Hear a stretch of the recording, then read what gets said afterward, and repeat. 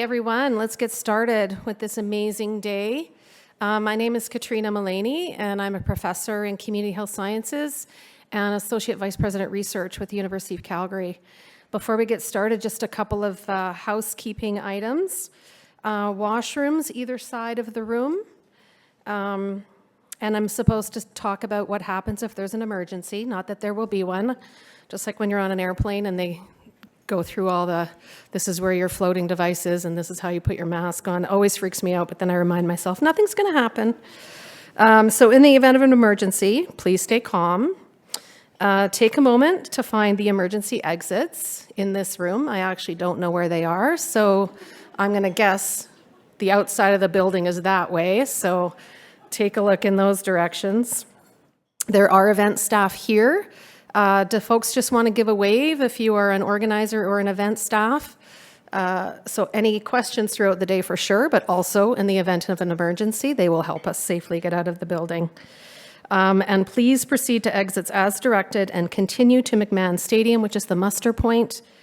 In case of life-threatening emergency, please call 911, just in case you didn't already know that. And then we will inform campus security. So again, good morning, welcome. I'd like to start us with a land acknowledgement. Is there a slide for that or no? It's okay, I don't need one. University of Calgary, located in the heart of southern Alberta, both acknowledges and pays tribute to the traditional territories of the peoples of Treaty 7, which includes the Blackfoot Confederacy, including the Siksika, Piikani, and Kainai First Nations, the Tsuut'ina First Nation, and the Stoney Nakoda, including Chiniki, Bearspaw, and Goodstoney First Nations. City of Calgary is also home to the Métis Nation of Alberta, Districts 5 and 6. And just a personal reflection, I feel very lucky that I was born here in Mokitsis and have lived here my whole life. Did all of my education at the University of Calgary, worked as a staff member in the library, and am now a faculty member. I feel deeply, deeply connected to this place and this city and the land. And I've just come back from Toronto, and no offense, but it's nicer here. The air is lovely here. The people are lovely here. Sorry, I didn't mean to rouse applause, but I do feel the beauty and the specialness of this amazing place, and not just the land. In my professional life, in my personal life, I've been very lucky to spend lots of time with elders and Indigenous people and knowledge keepers, and it makes my life and my work so much richer and with so much more meaning. So I am truly humbled and truly thankful to be able to live here. Sorry, that made me a little emotional. I'm so happy to welcome all of you here. There's many colleagues here in the room, and just so you know, there's about 100 people who are also tuning in online. So fantastic to have so many people participating. More than 100 people actually from all across Canada who are joining us online. University of Calgary leadership is so pleased whenever you Calgary people can convene a national audience on an important subject. As a previous member of the leadership team of the O'Brien Institute for Public Health, I'm keenly aware of what an important subject we're tackling today. Trying to build a sense of community among Canadian public health research institutions, starting with a shared understanding of what public health is, has been, should be, and can be. It is my absolute pleasure to introduce Grandmother Doreen Spence to start us off this morning in a good way. Grandmother Doreen Spence was born in Saddle Lake Cree Nation and is a proud Cree woman, elder, nurse, and international activist. She was one of the first Indigenous women in the country to qualify as a nurse and consistently has used her voice to challenge the system and stand up for Indigenous rights in health and education. Grandmother Doreen worked with United Nations on the working group that drafted the UN Declaration on the Rights of Indigenous Peoples and has worked with Indigenous peoples globally in solidarity against colonialism. Grandmother Doreen was awarded the Order of Canada in 2020 and received an honorary doctorate from the nursing faculty at Mount Royal University in 2022, with many of those close to her now referring to her as Dr. Grandmother. We are incredibly blessed to have you join us here this morning, and it is an honor and a privilege to have you open our meeting today in a good way.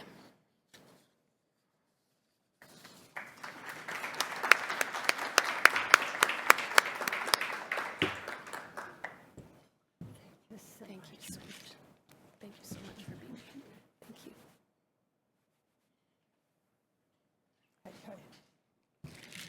you. Hi. Wow. Good morning. Welcome. My sacred name is Pascustuan Kihio Esquil Unakanio, Bald Eagle Woman Who Leads. And as it was mentioned, I am from the north, but I've lived in Mohkinsis since 1970.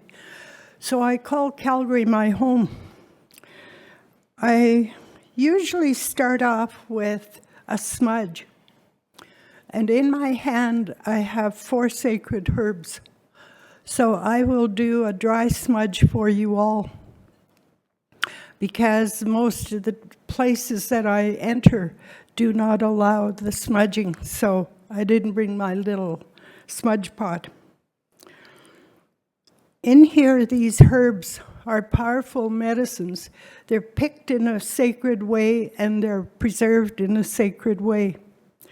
And each of the medicines that I have here evoke a specific response, but ultimately what it does is bring all your energies and your spirit together where it's very calm and you can think better. I always say the longest journey you're going to travel is from the head to the heart space.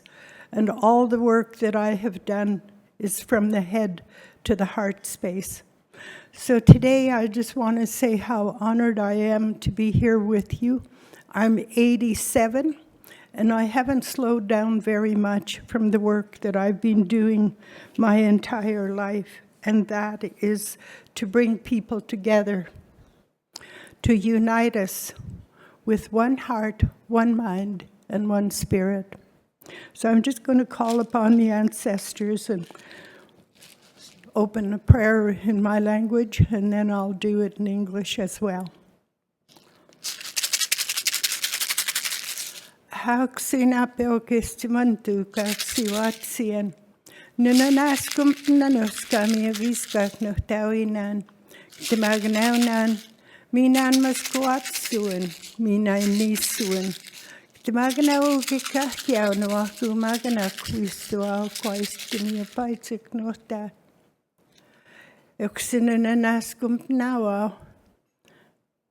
Great Spirit, Creator, ancestors, grandfather, grandmother spirits, I come before you in a humble way to give you gratitude for this gathering and for each individual that has shown up today. I want to pray that as this work begins, that you'll open our hearts and our minds and guide each person individually to come to a place of love and understanding where we can do the good work that's been put before us. It's an honor to be a humble servant of spirit. It's an honor to do the good work that we have, to get up each morning, to give gratitude for the gift of life, and to be able to just open up our hearts and our soul to whatever it is that Spirit intends us to do.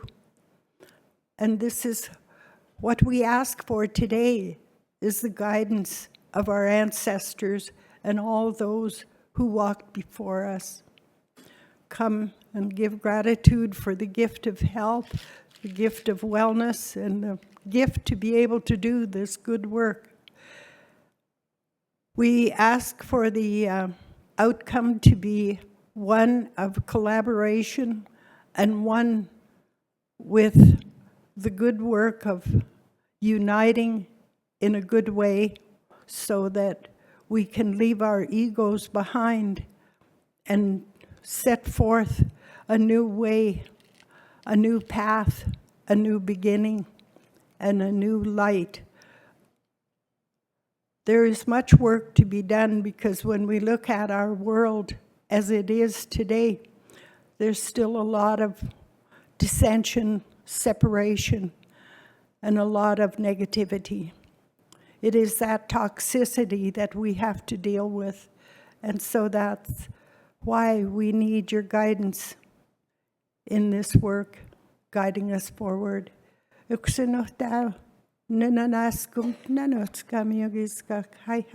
all my relations. Ho, ho.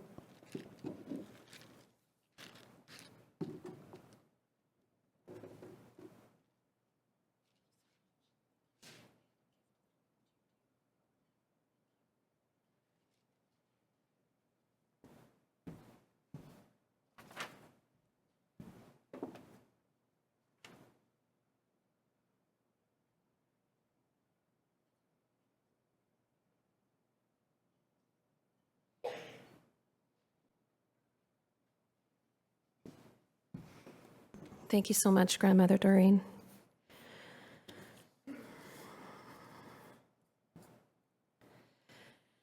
Yeah, it is now my pleasure to welcome Kirsten Fiest, Scientific Director of the O'Brien Institute for Public Health, to the stage. It's been almost 2 years since Kirsten became the Scientific Director, and 1 year? Okay. It's been almost 1 year since Kirsten became Scientific Director, and 1 year since I moved from the O'Brien Institute to the Vice President Research Office. So I've seen firsthand the amazing things that Kirsten has been doing with the Institute. Kirsten is an accomplished academic, currently an Associate Professor of Critical Care Medicine, Community Health Sciences, and Psychiatry at the Cummings School of Medicine. Her research is focused on partnering with patients and family members to improve care and outcomes of critically ill patients and their families. More relevant than her academic achievements today is her inspired leadership of this very complicated institute.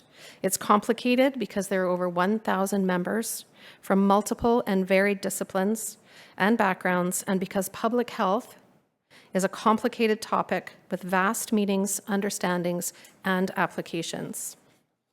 The Institute's researchers and trainees are spread across all of the faculties and departments at University of Calgary that are involved in health research and population health research. Its members and partners external to the university include healthcare providers, numerous community agencies, and municipal and provincial users of research intelligence. And there's probably at least 1,000 different understandings of public health amongst those members and partners. Kirsten's determination to address the challenge of divergent views of public health led to today's event. And so it'll be great to have you lead us through the rest of the day. Please help me in welcoming Kirsten Fiest.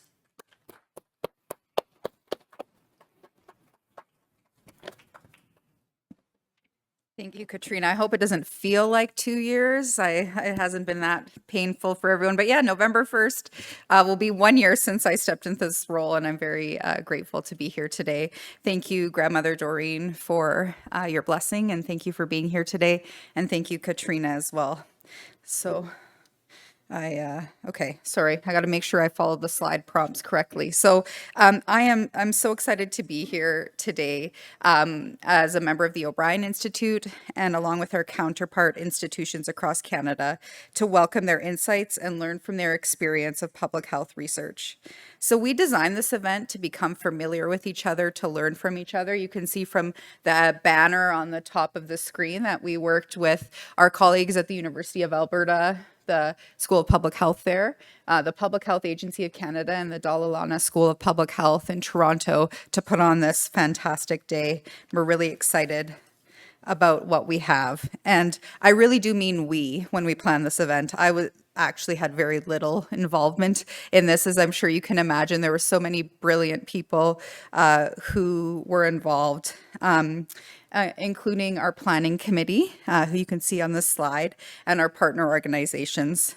It was probably a little overambitious to plan an event of this scale at the end of April, but good things can happen in a short period of time. So it coincided with my impending leave, and we thought it was good timing to have an event such as this. So without our colleagues here and their partner institutions, we would not be here today. And we hope that this will just be the beginning of some partnerships with all of these groups as we continue to discuss the importance of public health and public health research across Canada. It is such a broad area, as Katrina mentioned, and we have been greatly challenged to narrow our focus to a few topics that we can manageably cover in these few hours. And so they all deserve much more thorough discussion, and we're going to just scratch the surface on a few things and hope that this catalyzes some conversation afterwards. So part of our journey towards this day has been gathering insights from other public health research entities across Canada. My colleague, Dr. Ephraim Karub, in the Institute Centre for Health Policy, has been interviewing leaders of all these public health institutions from across Canada to understand how they define public health and public health research, how they make it approachable to the community and government partners, to funding agencies, to the public, including to donors. Ethical dilemmas related to where donated funds might come from, and so on. Ephraim has met so far with 7 leaders of schools of public health and public health research across Canada, and the plan is to publish these findings. You can hear about some preliminary work with today at a poster from the Centre for Health Policy. So it's a good time to point out the booths that are on your right side of the room, where different groups of Institute members and affiliates are eager to let you know what they're up to, what they're working towards, and our shared vision for advancing public health through research excellence. So I encourage you to browse these at the bio breaks, at lunchtime, and for those online missing the booths here in person, feel free to reach out to any of the planning committee or the individual members to get more information. So as a last bit of housekeeping before our first speaker, I want to encourage you all to participate in the question and answer sessions after each speaker and panel. So to accommodate our online audience who can only receive information, this isn't a two-way recording, unfortunately. We're going to facilitate this question and answers using Slido. So on your tables, on the screen right now, there are QR codes and there's information to type in a URL if you're using a laptop or don't have a camera, so you can participate as well. So you can ask your own questions or comments or upvote those that are already in there, and they'll be shared with our Q&A moderators. And if everything goes well, fingers crossed, both the live and in-person audience and the online audience will be able to follow along. So we're going to do our best to get lots of your feedback covered and questions covered today. But if you'd like to follow up with anything that wasn't discussed, we're happy to do that as well. If you need help with the Slido, I encourage you to ask the younger people in the room who might be at your table to help you figure it out, or any of our staff can help you if you need help with that as well. Although I consider myself relatively young, I'm not very technologically proficient, so I hope there's some people out there who would be willing to give us a hand. So it's now my absolute pleasure to introduce you to our first session, which is the 2024 Mo Watanabe Memorial Lecture. So the O'Brien Institute for Public Health is hosted within the University of Calgary's Cummings School of Medicine, and Dr. Mo Watanabe was the 3rd dean of the school from 1981 to 1992. He had a passion for research in healthcare delivery, especially telehealth, and was a special friend of the O'Brien Institute, even though the Institute was created long after his tenure as dean. Mo was very active and sought after emeritus professor, nationally and internationally. We were thrilled to have his input and attendance at our previous Watanabe lectures, and were deeply saddened at his passing last year, but feel confident that he would have been very excited to hear this year's lecturer, Professor Adalsteinn Brown. Professor Brown has served as the Dean of the Dalla School of Public Health since 2017. His research now largely focuses on the use of evidence and data in public policy. He has published over 100 peer review articles, a dozen book chapters, and over 100 reports, editorials, and commentaries. Prior to serving as dean, Steini was the director of the Institute for Health Policy Management and Evaluation in the Dalla School, and assistant deputy minister in 2 different Ontario government ministries, and worked in startup and Fortune 500 companies in the United States. He received his undergraduate degree in government from Harvard University and his doctorate from the University of Oxford, where he was a Rhodes Scholar. He is also a fellow of the Canadian Academy of Health Sciences. He's going to be speaking today about building tomorrow's public health system, and O'Brien Institute's Deputy Director, Dr. Pam Roach, will join him after to moderate the Q&A. So please join me in welcoming our first keynote of the day, Steini Brown.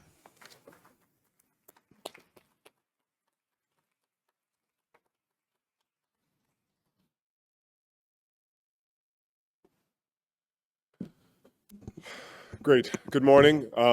Thank you for the opening, Grandmother Doreen. I really appreciate it. And it's beautifully done and brought me to a very good place. I'm Steini Brown. I should make it clear, I'm really grateful to be here. Obviously, I come from the slightly less attractive Toronto, so it's nice to wake up and see something different outside of my window. It's nice to be here as well, to be able to see old colleagues and friends, Peter, Tom, Deborah, and others who I'm getting to know now. And it's particularly nice for me to be able to give the Watanabe lecture. My first job in health policy was with the only way to describe him as incredibly energetic orthopedic surgeon from Foothills Hospital, who showed up in my hometown as the Dean of Medicine. This was Bob McMurtry. It was my job to kind of work as his research assistant and his scribe, and I was young and I had all sorts of ideas. But Bob would always say, well, Mo says this and Mo says that. And he'd been so profoundly affected by what Mo Watanabe had kind of shared with him while he was at Foothills that he was very keen on making sure that we understood a lot of the wisdom that he had shared with him. And I got to, every once in a while, be in the same room with him and listen to him and meet him. So it's particularly special for me to be somewhere that with a lectureship that was so important to my first mentor. So let me talk a little bit about public health. And I think it's worth asking this question to begin with. We come through a pandemic. Although we've got varying opinions on how we did, our mortality was pretty good during COVID-19. But if you look around right now, I think it's worth asking the question, although it may seem obvious to everyone here, is public health still important? And I want to ask this question because I think it shows the breadth of public health. So we just published a report about a week ago. In Ontario, we've got about 1.8 million people with the type of serious illness today that will require hospital care and extensive care with physicians and others. By 2040, and that's really only 15 years from now, that's going to be over 3.1 million people. For those of you who kind of know a little bit about the Ontario geography, that's as if the entire population of Kingston and Ottawa got sick and showed up that year. Again, it feels kind of like it's a long way off, right? 14, 15 years, that's okay, we can handle that. Well, it's really 10 years of post-secondary education, maybe more, to get a family doctor ready. It's a lot longer to get a specialist physician ready. And we don't build hospitals quickly. Our last one in Ontario was 10 years and 1.7 billion, and it's not quite up to speed yet. So this is coming fast. 15 years may sound like not fast, but this is coming fast. And it's going to hit our health system and our public health system hard. Second picture there is a picture of the conflict in Ukraine right now. And when I talk to my colleagues in the armed forces, particularly those who are trauma surgeons, they're worried this is around the corner for us, as if NATO gets drawn into that conflict, so will at least 1 or 2 brigades of Canadian soldiers. And where they'll get their care is back in Canada. There is no base hospital for Canada. There is no base hospital for NATO that can accommodate all those soldiers. And if you think back to the disruption that we had during COVID, this will be as bad. Our burn units will hit 600% of capacity within 2 to 3 weeks and stay there. And unlike a pandemic, there's no volume switch when you're taking care of medically evacuated casualties. You can't say, stay home, we'll reduce the pressure. And I think, this is important to kind of point out. I've talked about this sort of impact of health on the health system. I'm now talking about the impact of geopolitics on our health system. You can't take a narrow definition of public health. It gets everywhere. It affects everything that has to do with health and goes more broadly. The next picture is from the Wellcome Trust talking about the impacts of climate change. If my colleague Jennifer Gibson was here, she'd say, no, don't talk about climate change, talk about the poly crisis, which sounds threatening and is even more threatening and kind of worrisome when you hear about the full scope of it. The intersections of climate change, of changes in epidemic disease, of increases in inequity. This will have profound effects on human health. And finally, we're now at this sort of kind of way of saying things like, well, maybe if you're kind of healthy, you don't need a family doctor. We're actually kind of addressing profound aspects of what was sort of an expected or accepted part of our social contract. And so public health and the types of questions that public health have to cope with go well beyond how do you keep people healthy, how do you prevent the spread of disease. They deal with how we manage our health system and even kind of how we define our obligations as a society. And so I think public health is incredibly important, incredibly relevant, but it's a big tent. It's an inclusive notion of public health. Now, it used to be in this country when we had a public health crisis, we kind of did better for a while because we spent more. We paid more attention to it. And you can see on the left hand of the screen, you can see Justice Creever's report on the blood supply, which led to a new agency and an invigorated approach to how we actually manage blood and blood products. So well recognized, actually, it's been a Harvard Business School case study. You can see the Walkerton inquiry, which was a uniquely Ontario thing where we lost control over water quality. We still have terrible issues on water quality across our country, but at least there was some attention for a while to this issue. You can see the provincial and the federal reports on SARS that gave birth to provincial and federal agencies in public health. Usually after we come through a crisis, there is a increase in the level of support, which at least allows public health to do more.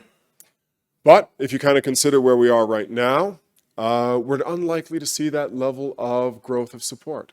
You can see one of the reports produced by Preston Manning. You can see as well there the Walport Commission, which was released, unfortunately, right before a holiday weekend, late in the day, and deals only with the question of scientific advice, which obviously I think is a critically important question, but it's only one of the questions that we need to deal with coming out of this pandemic. So although I think public health is incredibly relevant, I don't think that we're going to see that type of strengthening or that type of increased resources, which makes it easier to kind of cope with the scope of challenges that we have right now. And this comes down to how we think about funding. I won't talk about the federal picture of funding right now for public health, but as you walk across the country, we're retreating for some places from the types of increases that we saw during the pandemic. And maybe that should be expected. Maybe this should be a place or time to invest more to kind of deepen our skills and our capacity. Maybe not. But it's not a resource-rich environment in which we will need to face these challenges. Funding's up in a bunch of provinces, but it's down in a bunch of provinces, including our largest province. And in two of our territories, it is not sort of doing that much. In fact, in one of them, public health expenditure actually dropped during the pandemic. Now, when I make this argument of public health being big, I'm in some ways making an argument about things being connected. So perhaps it's okay, maybe we can manage through a challenge in public health funding if other social institutions are there to step in. Well, that's a real challenge. I was just talking before we started about one of our universities in Ontario that is in financial challenge. I talked last night about another one that's facing a huge challenge. If another sector that usually can buttress is the university sector with schools and programs and public health and health policy, they are also challenged right now. And in this sort of system that we're talking about being big, you're actually seeing reduced capacity or reduced support in a number of different ways. Now, I could leave the talk off there and leave everyone mildly depressed and hopefully set up someone else to talk about why the future is a bit rosy. Let me talk a little bit more, not just about resources, but about perception. And so there's something called the Edelman Trust Barometer, which is this very interesting sort of study that comes out every year, talks about public trust in institutions and in individuals. And in the last little while, they've been focusing in on health. And there's an interesting sort of series of slides I'm now going to share because I think it also presents a different picture of the challenge that we face. It's not just about how much we have, it's about how we're actually connecting to people. And so this slide talks about who is influential. Who do you trust on public health policy? Now, we train our students at the Dalla School, and I'm sure it's true here as well at the University of Calgary. We train our students to have aspirations in working in places like the World Health Organization with a global reach, of working for the World Bank with that ability to manage financing to drive gains in health. They're now the least supported. National health authorities, which should be a critical resource and an important part of the response to any public health challenge we have, are just slightly up from that. Scientists and health experts, although that's a very big tent these days, including people who are neither scientists nor experts nor really interested in health, score the next. And not surprisingly, your doctor, the person you turn to for advice when your own health is off, is the same person you trust for advice on public health policy. Were we to kind of put in, your favorite Twitter, I'm getting old, so I still say Twitter, I don't say X. If we were to put in your favorite Twitter account, or some of the stuff that you see on Instagram these days, that might have even more impact than your primary care provider. So it's not just about a resource, it's also about a relationship. But it's not an unsolvable problem. The trust barometer's next sort of question was, or one of its other questions was, what would actually build trust? And regardless of what the agency or group is, trust is built with being a reliable source of trustworthy health information. Now, I just want to draw a link between these two slides. Reliable source of trustworthy information is not the same thing as sharing what was in the last paper that you published. It's not the same thing as telling people what you want them to do. It's actually about being a source of information where there's trust, where there's a relationship, and where there's some consistency in what's being said. And this is one of the biggest challenges that we face during the pandemic. And I'd argue it's actually one of the biggest challenges we face in any health crisis, where often there's a lot that isn't known. So we're going to have to think about resources. We're also going to have to think about relationships and what we do within those relationships to ensure that public health improves. Not public health there as the sector or the employer, but public health as the social good, where people are healthy and able to live their lives. Now, you look across the world, there's this interesting thing that resilient jurisdictions, those societies that were able to mount an inclusive and whole of society response, did better than those that weren't. And I've been, working with colleagues over the last little while trying to understand what resilience means. Yasmin Khan has done a really nice job in Ontario trying to put indicators on what resilience means within public health. But if you ever kind of want to look at an idea of what a resilient system looks like, there's a great report out of Australia. And it really is a joined up whole of society approach.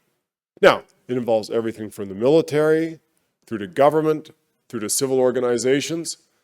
You can almost kind of cross out or white out, again, I'm showing how old I am, white out for anyone under the age of 40 is something you used to use to correct typewritten mistakes. You could white out where it says military and you could put public health. You could white out where it says educational system and you could put public health. Now, we're probably not going to get to that type of approach. Not even Australia with these reports will likely get there.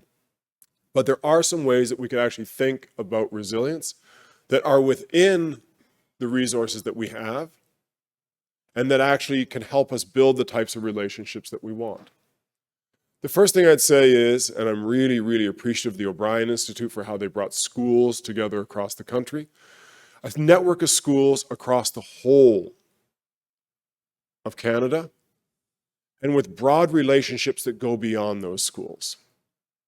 I think sometimes we like to say, we only deal with these groups, we don't deal with these groups, I only want to talk to the people who want to listen. We're going to have a much broader network of relationships, not amongst only ourselves, but amongst all the players in society. We need to have a strong ability to mobilize. When we were in the middle of the pandemic, one of the medical officers of health I worked with used to talk about warm hands. And what she really meant was there was people she worked with regularly, she'd shake hands with, she knew what to do, they were actually in a relationship. We need those sorts of relationships to be able to start doing work quickly. I actually boxed my way through part of college. The expression that one of my sparring partners used to have was being on your heels. When you're on your heels, you can't respond quickly. We were on our heels during much of the pandemic. And so we need to be much better prepared to work together and have those relationships. I think a meeting like this is a great start. We also, to be blunt about it, need situational awareness. We need a clear-eyed view of what's really going on. And that means we need to get rid of the data silos. We need to get rid of this idea that actually, my data is my data, needs to be shared. We need to get in a way of actually getting a clear view of what's going on in our system. And I'll be blunt about it, we need to be reporting it regularly. I actually started my career back in Canada when I came up from the States working on report cards. Report cards work because you have to pay attention to them. Now, it can be a good report card or it can be a bad report card. But not only do we need to share data and get common ways of approaching it, we need to make it public because that calls attention to it. And we need to make it public in a way that it means something to us. National reports don't mean anything. And Canadian reports where it's one number for Canada don't mean anything. They miss the inequities within our society and come to an average. And at the end of the day, you don't see yourself. You don't say, oh, I live in London, Ontario. That's my hospital. Or, oh, I live in Calgary. That's actually a community I know there. That's what's happening. We need public-facing and strong public communication. I don't know about any of you, but the moment a giant light hits me in the face and I have to talk publicly about something, I have a moment. I probably lose about 5% of my gastric mucosa out of anxiety. I sort of stumble for a second, and then I have to kind of get going on it. We don't train people to communicate, either publicly or often sort of outside of a scholarly environment. And we do need a big tent approach. Now, this makes it hard to wrap your arms around what public health is. And that makes it really hard for administrators within universities. It makes it hard for granting councils. It makes it hard for the way that we like to organize our world and put things into buckets. But we need a big tent approach to what we're doing. And I'll argue that if we can kind of build some of that infrastructure, we can also work on how we communicate in a way that builds back trust, or builds more trust. Sandra Galea, a Canadian who's now been Dean of Schools of Public Health in 2 different US cities, Boston and now in St. Louis, has written this interesting book called Within Reason, where he makes an argument that public health has become illiberal. If you probably had him over a cup of coffee, he might use words like shrill or chiding. Public health is actually about bringing people together and lifting them up, not about arguing and allowing polarization to creep into it. It's also a function that in some ways, and this will sound an unpopular thing to say, needs at times to be more neutral than advocate. I spend a lot of time in the States. I have a lot of friends in the United States.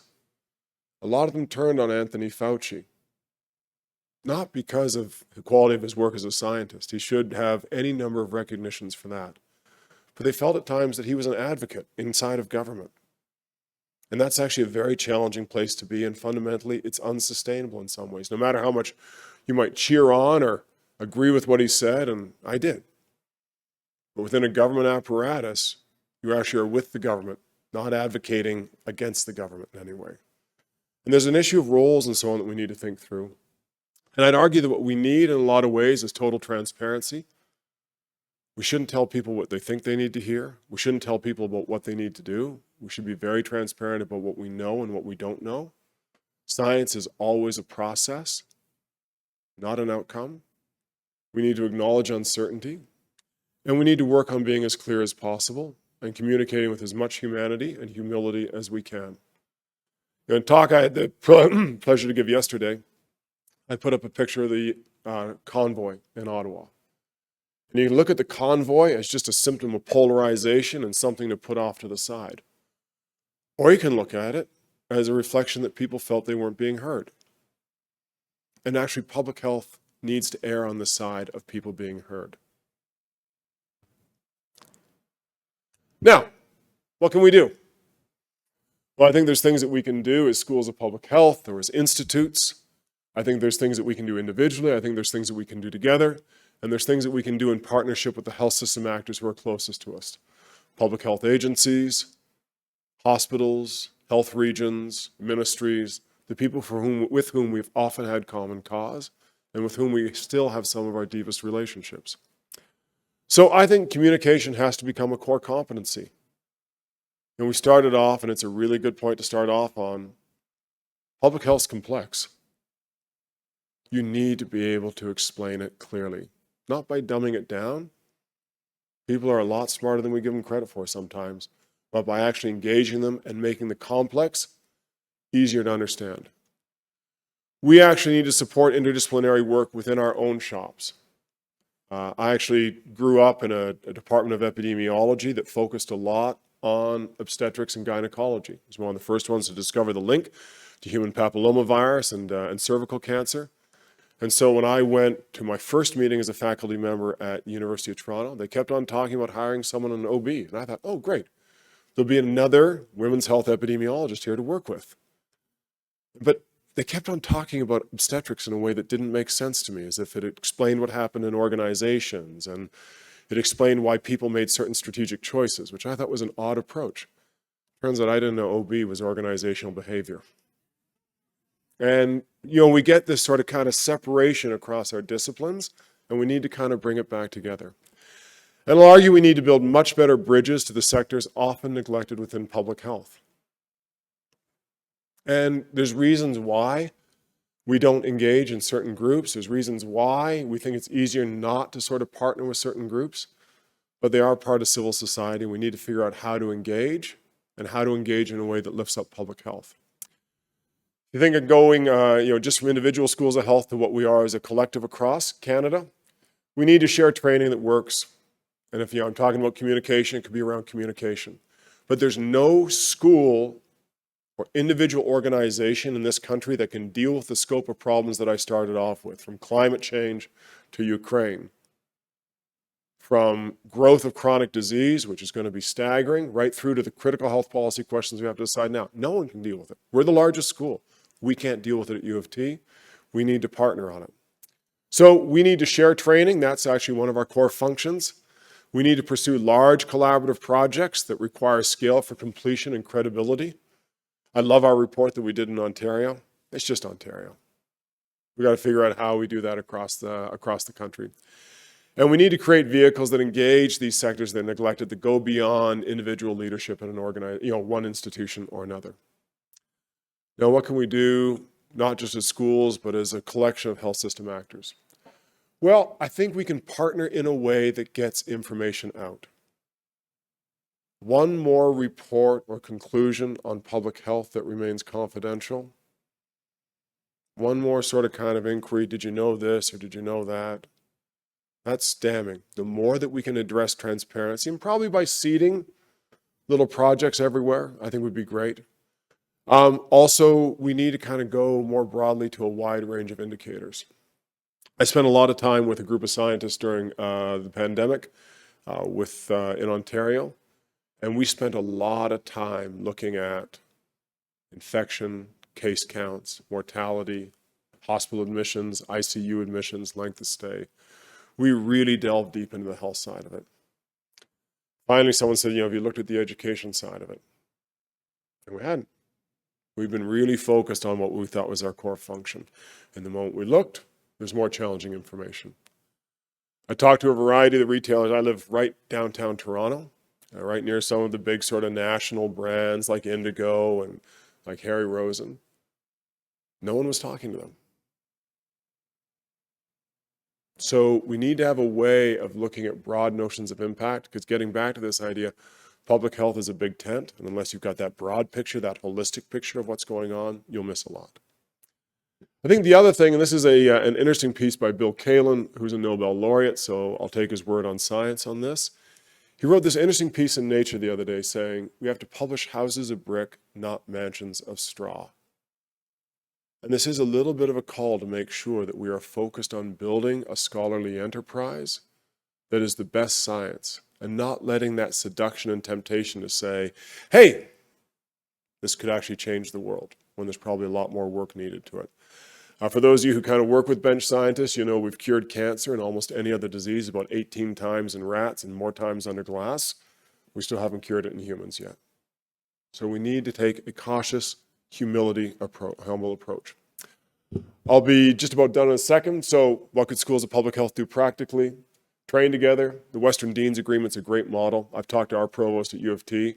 U of T might actually for once be willing to play with other universities, which would be a great model. He likes it.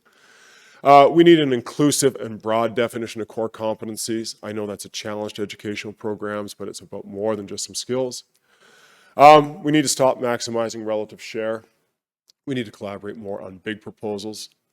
I know this sounds awful, but I'd love to see a big CIHR proposal that has one submission from every school of public health in the country, working together, not competing.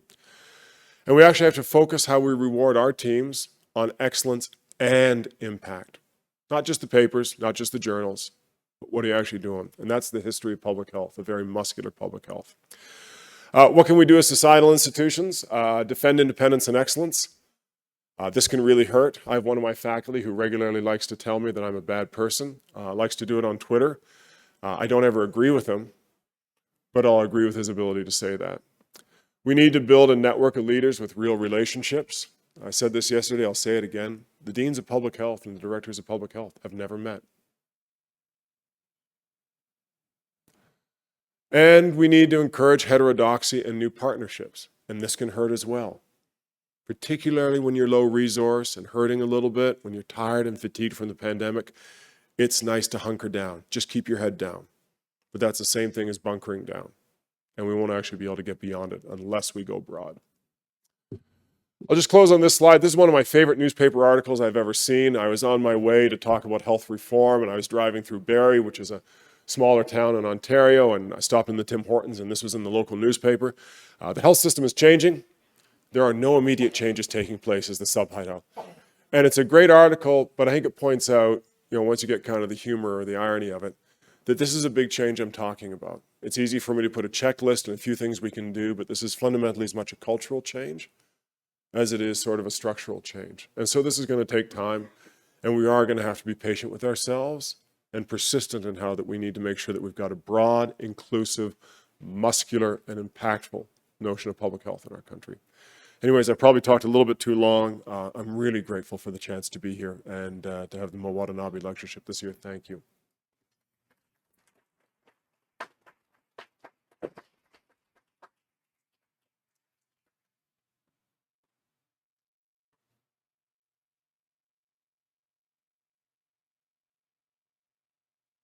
So much.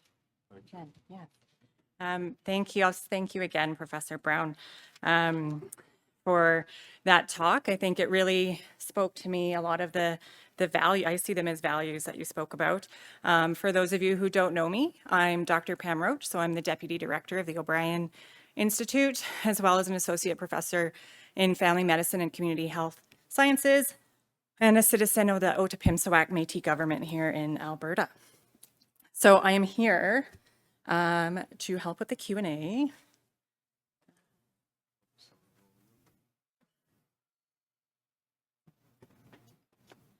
I really liked some of the things, and some of these things we did talk about last night at dinner. But the things that really spoke to me this morning are resilience and relationships, humility. Those are things that I embed in a lot of my work already.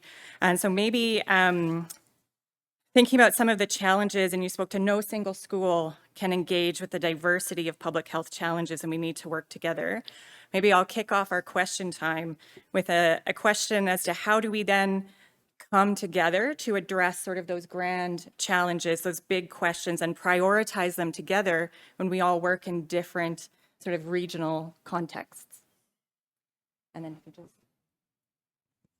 Is that okay? So I got it? Yeah. Yeah. So, how do you do this early on? I think it is getting together at least a coalition of the willing, schools of different size and different location across the country, and saying, okay, let's actually go pitch Shoppers Drug Mart, or let's go pitch a major foundation like the Max Bell Foundation, or let's go pitch CIHR, that we're going to bring everyone to the table and we're going to accomplish something big. And it should be something that people, can see as a product and not just a paper, right? So why don't we try to really understand what the limits are on people's access to healthcare by where they live? Do a national report card on that. Why don't we actually do something on resilience and how resilient we are across the country? I think we sometimes tend to say, okay, the country looks like this. But the resilience is only going to be as strong as sort of different chains across it, and a consistent view, which can only be done by a pan-Canadian partnership, would be critical. So those sorts of things will be good if we're successful and people are willing to buy into it and get beyond the kind of the normal sort of process. Then I think that would be inspiring and create a vehicle for folks. And it will simply by the nature of the work, it will lead to the types of cross-training opportunities across the schools. That's a great answer, and trying to remember everything as I plan for future things and future ways to work together. We have a great question here, speaking to that piece about advocacy that you mentioned in your talk. Some believe acknowledging and studying inequality in health is advocacy in and of itself. So how can a line be walked of not advocating and yet still improving equity? Sure. So I agree that that's a form of advocacy. That's not the advocacy I'd argue against. I think what I worry about is when I see people who have an expertise in one disease starting to comment on another disease. I worry when I see someone who's got deep expertise in one area shifting into a political statement without taking off their hat as an expert. That's what worries me. Okay. Yeah, it's you can't study health unless you're studying inequalities, and you can't publish a good paper unless you're dealing with the inequalities. So you always have to be doing that. Yeah, I appreciate that answer. Thank you so much. And I think a really important piece that came through your talk as well was around communication, how important it is to communicate well. And maybe that's something that we all can consistently build our skills in to frame that very positively. And we've got a question here around to communicate with confidence and to build trust. We need data. What are your views on provincial public health systems and provincial command centers to enable timely responses? Sure. I'd probably sort of separate out two aspects of that question. So we need consistent, standardized data, right? We need data that describes people in their entirety. I know that it is a controversial and challenging issue, but we need to know ethnicity. We need to know a variety of other things. So we need much deeper and more consistent data across the country. And we need to find a way that it's possible to get in and study and use that data for good that gets beyond the please wait a year, or please provide 100,000, or please invest most of your life cleaning a data set, right? So we need to get beyond that, and I think it's possible to do it. Other jurisdictions have gone beyond it. You look at the US, they hold these health data paloozas now where they're opening up the data to build apps. We don't do that here. I think there's a second question, which is, how do you make sure that you've got the centers and the ability to use that data in the moment of a crisis? And I think they're critical. I think there's a lot to be learned from the pandemic in Canada, and the Walport report helps a lot with that. Some of the stuff that's been written about what was called COBRA. I think the British always have much cooler initials than we do, or acronyms, but the COBRA experience in the UK, which is relevant to the Walport Commission again. What's learned from the States and what was a success and a challenge at the CDC. There's a lot about how people use data and being ready to use data and sharing that data that are important, but you need these structures like command centers. 100%. Yeah, absolutely. And I think that comes back again to that relationship piece, right? And I hear that a lot from community partners, that our timelines are different, and sometimes we really need to be more focused on responsiveness. On the UK acronym piece, I worked for the NHS for a while. They do spend a lot more time than we do, I think, coming up with cool acronyms. I'm just paying attention to some of our questions, realizing that they do get upvoted. So the most popular one is a question asking if the Dalla Lana has found a specific analogy or exemplar of public health that helps the public and potential funders actually understand public health. Yeah. My dad used to have this expression that has helped me a lot in my life. He'd say, when you come to a difficult part in a problem, leave it out. And there isn't a single analogy or expression that captures what goes on in public health.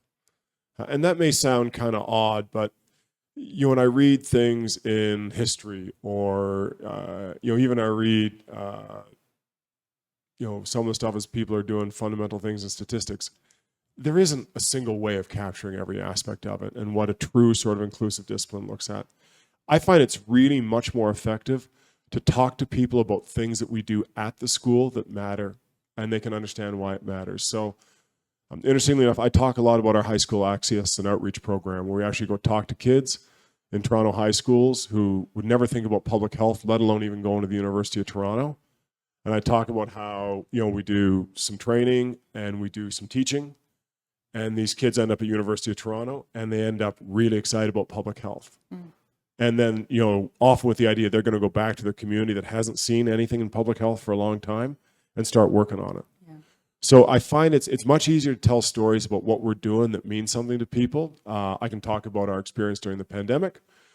There was multiple different things that folks did. I talk a lot about reports and products that we've had a role in, like report cards or the ABC study where we actually knew what the seroprevalence was of COVID across the country. And that captures people's attention and it helps them understand why the Dalla school is an important part of those sorts of things. But it has to be stories, not sort of our academic fascination with getting like an inclusive single definition. That's fair. You're speaking to a qualitative researcher, so I will always support stories to really evidence the need for things. So the next one is very timely, and I want to respect that seems to be a very popular question, but it is pretty, it's a challenge I think many of us are facing across the country and in other parts of the world too, but there's this resistance or growing challenge to publicly funded healthcare and education and a seemingly growing sort of capacity for support for privatization. Yeah. So how do we face this? How do we continue to support publicly funded social systems when private institutions' goal is profit? And that might be there's the tensions there. Yeah. So, it's good. It's in the morning. There's coffee. Let me be provocative and get people going. I'm kind of tired of this debate. And I don't mean I'm tired of the people having this debate. I don't think it's an evidence-informed debate anymore. We're at the bottom of the Commonwealth Fund rankings. The people who are higher than us have very different models of private participation. We've got to kind of look at what we might be able to do that's going to improve what we're doing, not hold on to a particular model of financing. Let me kind of continue. At the same point that people say they want a publicly financed system, no one's arguing against lower taxes. Bob Evans used to stand up and he'd say, if we kept tax rates where they were when we brought in Medicare, we could have childcare, we could have as many jet fighters as we wanted, we could have free education and tuition, we could have this, we could have that. It's not this sort of kind of separate discussion from all the other policy questions that we look at. And I'll be even more provocative. I don't know how our system is doing right now. Telling me that you're protecting a system because of the flow of cash does not tell me that you're protecting people. We've actually taken a step back in transparency in our system. And I worry that we're advocating for what we feel was good at one point, but that we're flying blind on this. We used to have in Ontario wait times reports, a hospital report card, cancer report cards. We had data coming out of High that was profoundly unsettling in a good way. There was a lot of very detailed information available on health status. There was even a results report. And it's not one government or another. All governments in this country seem to have kind of walked back from this. And I worry that we advocate for what we thought was working without doing our job as scholars and saying, what really is happening? I don't want things to increase in equity, but I don't really know how equitable our system is right now.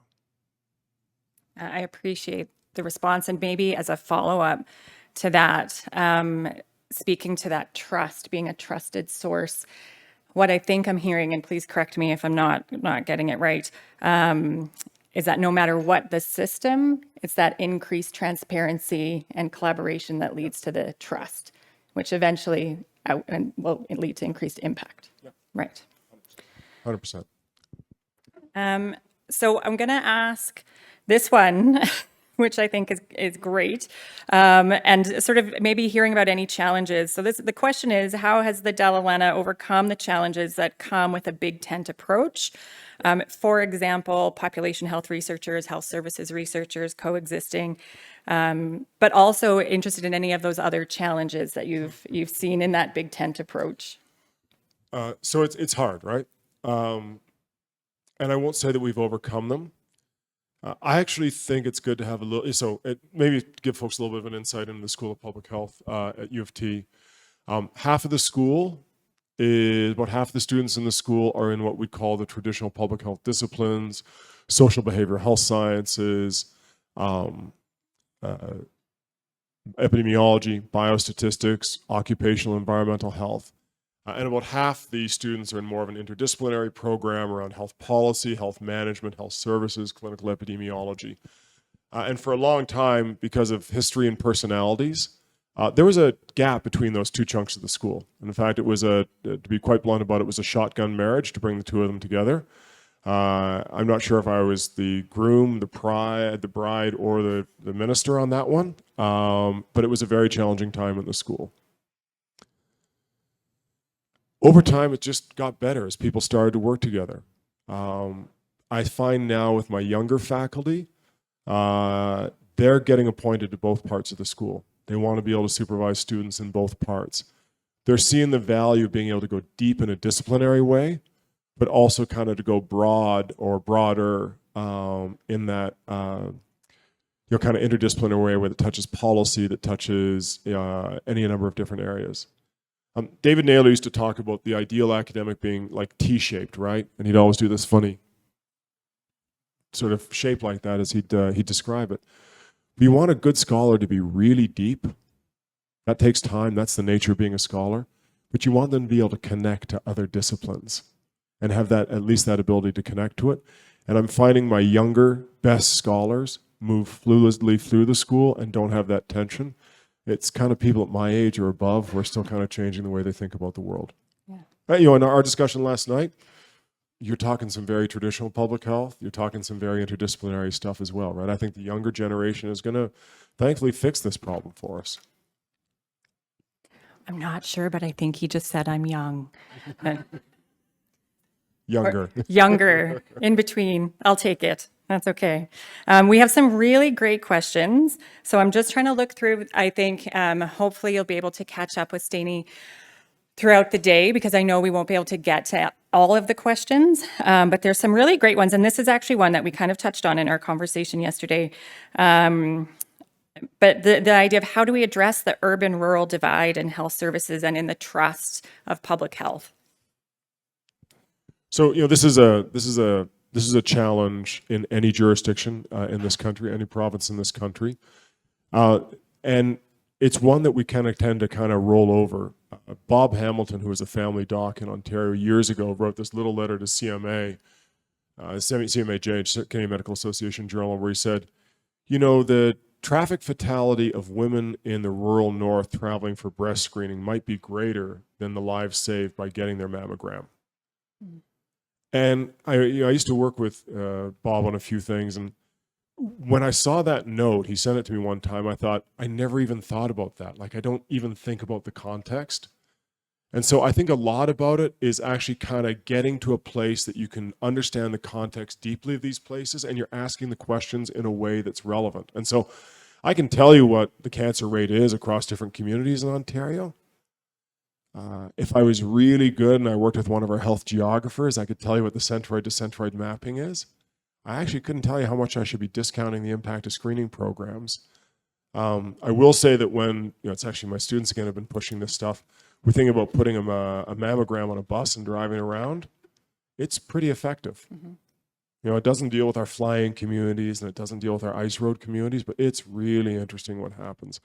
And it's true on everything. The head of our air ambulance service right now is really worried that because you can make more trips in southern Ontario than you can to the north, he worries about equity of access to medical evacuation. And he keeps on running up against a simple rule, which is the pilot can't fly after this time. or this person can't be on the shift this long. So we're gonna have to kind of come up with some new rules to reflect the context, not the way we'd make rules based on an average. Yeah, absolutely. Okay. Look, that's 5 minutes. Okay. I'm going to try to get 2 more questions in. Don't worry, I've saved the simplest one for last. But just there's one here. How have you found effective ways to welcome social scientists into the public health tent? So I don't have a choice on that. I'm basically a social scientist, right? So my undergraduate degree is in political science. My graduate degree is in public health, but it's really in a branch of statistics that's no longer even relevant. My postdoc was in economics. I spend most of my time now hanging out with political scientists and with historians. So you've got to have a way of welcoming in not only the social science, but also the humanities. Mm-hmm. And you've got to have ways of kind of building teams that bring these folks together. And it's interesting. Again, I see this in some of my younger faculty. My ethicist and my epidemiologist working on AI and population health will actually work together on a grant that's about training in AI and compassion at the same time. And so it gets really exciting if you kind of create a little bit of vehicle and a little sort of opportunity for that. That's great. And I think, I know we spoke before about interdisciplinarity and then also those conversations around supporting people to work together and supporting people making different kinds of impacts and how we support junior scholars doing that. So lots of further conversation to be had. And then lastly, easiest question of the morning. The most popular question by far is, would you please define public health? So, there's this slogan that Hopkins uses or used for a while, which I thought was brilliant. And it was something like saving lives a million at a time. And I think public health is the application of any tool that improves health, and I've got a broad definition of health there, at a population level. It's not clinical medicine. That's the individual level. It's not other things that really interest us, but it's the application of tools at the population level that improve health. And to make it even more clear, the effective and the fair application of those tools at the population level. That's wonderful. Thank you. I really like that. So you can take that away, saving lives a million at a time. Please join me again in thanking Professor Brown for his time with us today.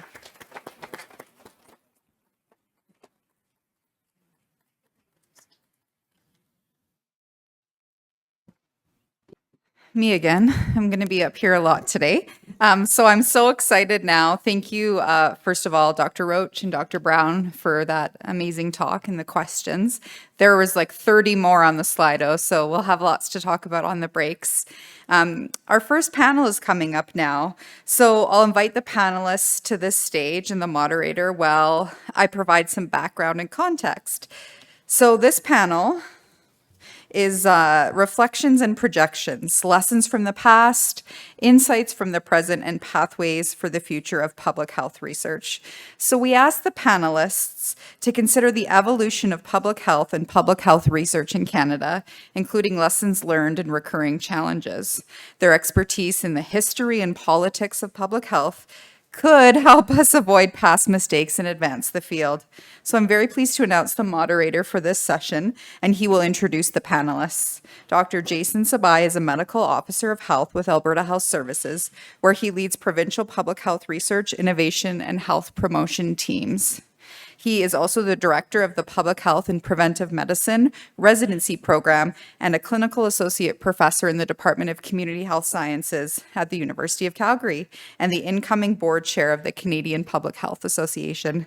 And as you might have noticed from my introduction, Dr. Sabai was also part of the planning committee for this event, and we're very grateful for all that you've contributed to this day. So, I would like to welcome Jason and the panelists. Thank you. Thanks. Mic check. There we go. All right, well, thanks, Kirsten, very much. It was my pleasure to help with planning the event and with moderating this panel. I'm really excited to introduce the experts here we have in the history of public health who can help us reflect and then look forward. And so we've got a few things in mind and some interesting themes that look like they might have been really planned from Dr. Brown's talk that we'll touch on again in this panel. And then really look forward to people's questions as well. So go ahead and start thinking about what you want to put into the Slido system, and we'll weave those in as we can. So I'll start with the introductions. On the far end, Dr. Esyllt Jones is a professor at the University of Manitoba who specializes in the history of infectious disease in healthcare and is recognized internationally for her expertise on pandemics and their societal impacts. Her research addresses barriers to health equity in ways in which disease events can drive social change. And some of her current projects include Democratizing Pandemic Recovery, which explores community health and housing responses to COVID in Winnipeg and Guatemala, and an edited collection on the history of public health nursing in Canada. So welcome, Dr. Jones. Heather MacDougall is an associate professor emerita at the University of Waterloo, who also focuses on Canadian medical and health policy history. Her past research includes histories of Toronto's Public Health Department and of Medicare for the Canadian Museum of Civilization, and articles on many public health topics, including cholera, smallpox, SARS, measles, and the roots of vaccine hesitancy. Recently, she contributed to Beyond COVID-19 Crisis, building on lost opportunities in public health for the Royal Society of Canada, and she's currently working on a CIHR-funded longitudinal study of MMR vaccine acceptance and resistance in Canada. So welcome, Dr. MacDougall. And finally, Lindsay McLaren is a professor here in the Department of Community Health Sciences at the University of Calgary and a research associate with the Canadian Centre for Policy Alternatives. She is a former CIHR Public Health Agency of Canada Applied Public Health Chair and recipient of the 2019 CIHR Trailblazer Award for exceptional contributions to population and public health research. She's a senior editor for the Canadian Journal of Public Health and editor-in-chief of the Journal of Critical Public Health, past president of the Alberta Public Health Association, and recently published a textbook on the history of public health in Alberta. So welcome, Lindsay.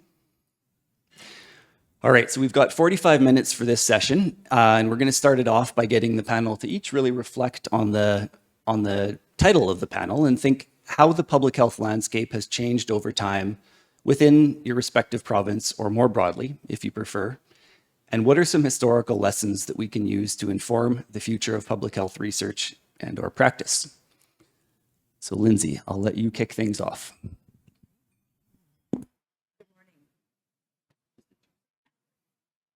Good morning. Now in 2 seconds. Good morning.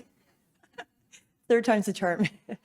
Thank you very much, Dr. Sabai, and thank you very much for the invitation to be part of this very esteemed panel. I've been excited about the opportunity to meet Drs. Jones and MacDougall, so thank you. So an overarching theme of my experience in Calgary and here at the U of C and in Alberta more broadly is to see and hear reference to public health that really bears no resemblance to what I thought it meant. So I have always thought about public health ever since my PhD in public health a million years ago as a field that's characterized by certain core elements. So we're concerned with populations as collectives. We're focused on keeping people healthy in the first place through prevention, health promotion, et cetera. And we want to think about upstream or root causes of poor health and health equity.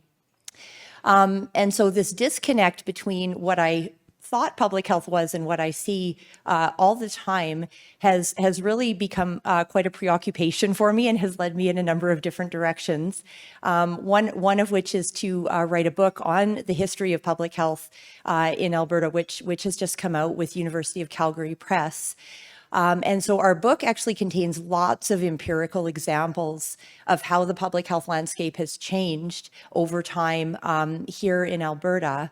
And in fact, in some ways, that was an aim of the book, was to try to trace the contours of public health over time, to try to shed some light on how we got to the current point where public health is poorly understood and misunderstood. It's frequently conflated with publicly funded healthcare, for example.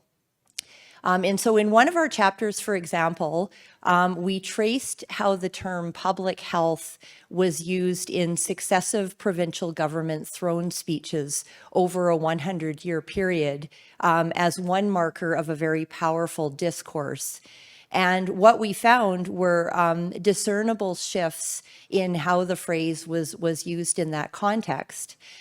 So while early 20th century provincial governments describe public health in ways that align with those core elements, so namely population-wide primary prevention focused on people's living and working conditions, during the long-standing social credit era of Ernest Manning, which spanned from the 1940s to the 1960s, reference to public health actually shifted towards an increasing emphasis on things like treatment, management, diagnostics, rehabilitation, et cetera. And of course, this was in the context of discourse around publicly funded medical care. And we saw similar shifts over this period with other specific concepts like prevention. And so when we did the research for this particular chapter, which was several years ago now, I was walking around telling anyone who would listen that it's all Ernest Manning's fault that we are now in this predicament. That's maybe simplifying a little bit, but it's just one example of how we have strayed from our roots in ways that are empirically evident. And so what do we take from that? Well, I take at least two things. Firstly, it raises the question, or it prompts us to think about, do we think there's anything about public health that is distinct from medical care and that is uniquely important? And if the answer to that is yes, and my answer to that is definitely yes, then this signals that we need to find ways to keep these elements visible and ensure that they don't fall off the discourse. So they're not going to endure on their own. We have to fight for them. Secondly, and more generally, I believe this speaks to the importance of a meaningful and substantive role for social sciences and humanities in public health. And I know that this just came up in Dr. Brown's lecture, but I'd like to emphasize that what I mean is critically oriented scholars. And I don't think we do this well right now at all, because these are the scholars who are positioned and trained to notice these kinds of shifts, which turn out to be really significant, and we sometimes only find them out in hindsight. So thank you. Great, thanks for getting us started, Lindsay. Esyllt. Thanks, Lindsay. I started out as a historian, late entry into a PhD in my late 30s, working on the history of the influenza pandemic, which I came to accidentally because I thought I was going to be a labor historian. So my work is really about working class responses to pandemics, or that work was. Public health then in the early 20th century, leading up to the period of the 1918 to 20 pandemic, had already developed ties with communities that it served in Winnipeg.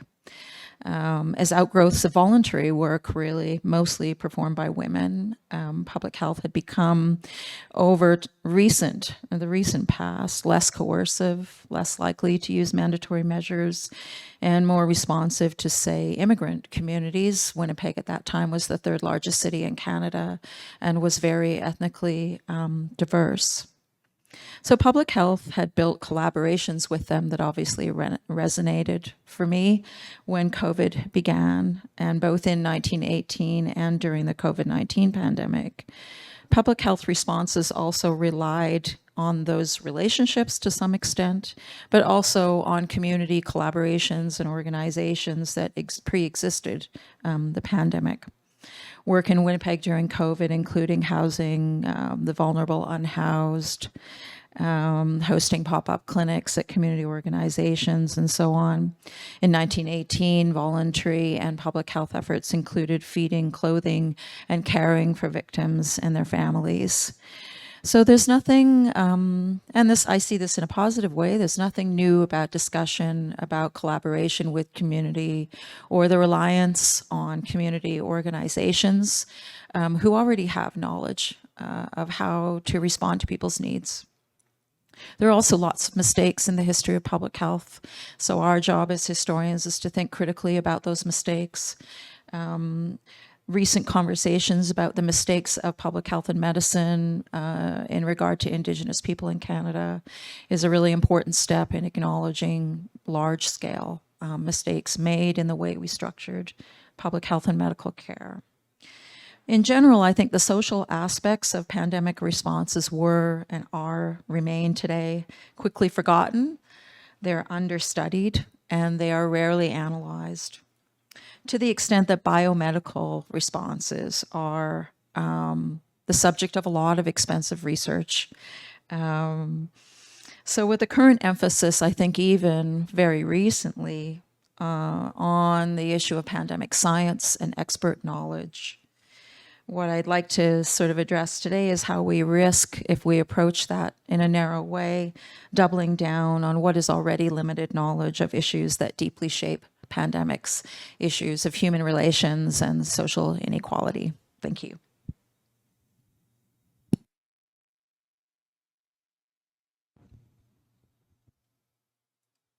Yes, Heather, go ahead. Well, thank you very much. It's a great pleasure to be here. I am also a representative of Toronto and Eastern Canada, but I've enjoyed my visit to Calgary up to this point very, very much. And it's a great pleasure, as I said, to be here to talk to you today in a way about the importance of history to establish the context in which we find ourselves.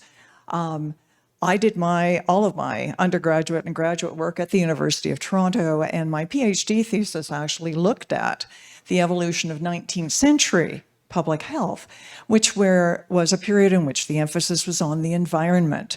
And for me, watching what has happened over the course of my career has been a return to that. We've come full circle.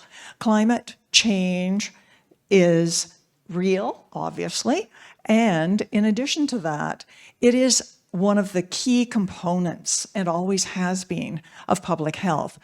But it's not reducible to a strictly scientific biomedical interpretation. Because when you look at the conflicts in the 19th century, it was fundamentally about taxes and whether or not we would have clean water or chlorinated water. And then in the 20th century, fluoridated water, which I understand is still an issue in Calgary. And so nothing is new. And this is where working with historians to ask the questions who, where, when, what, why, and how did this affect individuals, communities, society as a whole, and ultimately government. Well, government's role, of course, is to establish laws and then find groups of people to administer those. Looking at the evolution of the profession of public health is absolutely fascinating, because in the 19th century, it wasn't strictly medical. Architects, engineers, veterinarians, all sorts of people who I hope, some of whom I hope are indeed in this audience or watching on screen, were engaged. And so One Health seems to me to today represent the flowering of what diminished as legal definitions, province to province, established the medical officer as the dominant figure, a much reduced role for the public health nurses, who were actually the major conveyors of the public health message from the turn of the 20th century really through to the present, and probably still are. So it is important to understand, always ask yourself when you're faced with a new issue, what's the story? Meaning, where does this come from? Who does it affect?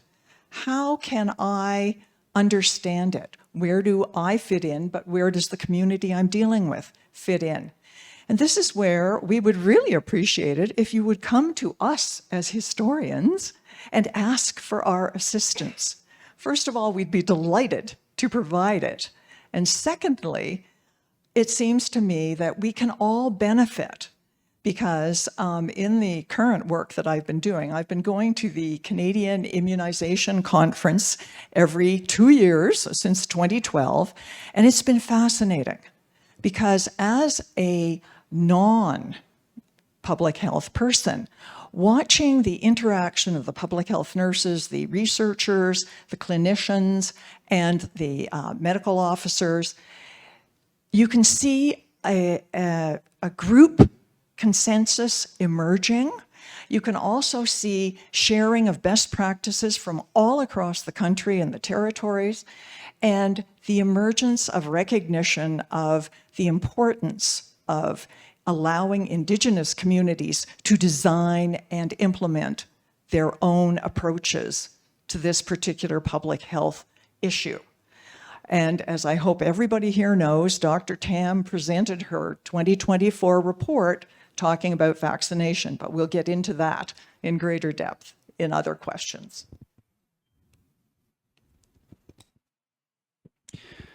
All right, thanks to the three of you for those great opening remarks. Before I move on to the next question, any reactions to each other's comments, or shall we go to the next question? Okay, let's carry on then. So a theme that's already come up a few times today is the definition of public health. We heard from Katrina at the beginning that there might be 1,000 definitions, and Dr. Brown talked about the big tent approach and the benefits of thinking that way and being inclusive.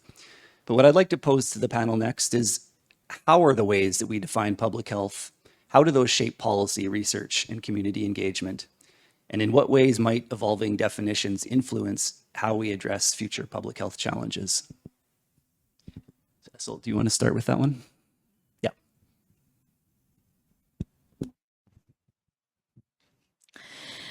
I don't know if I have an answer to that.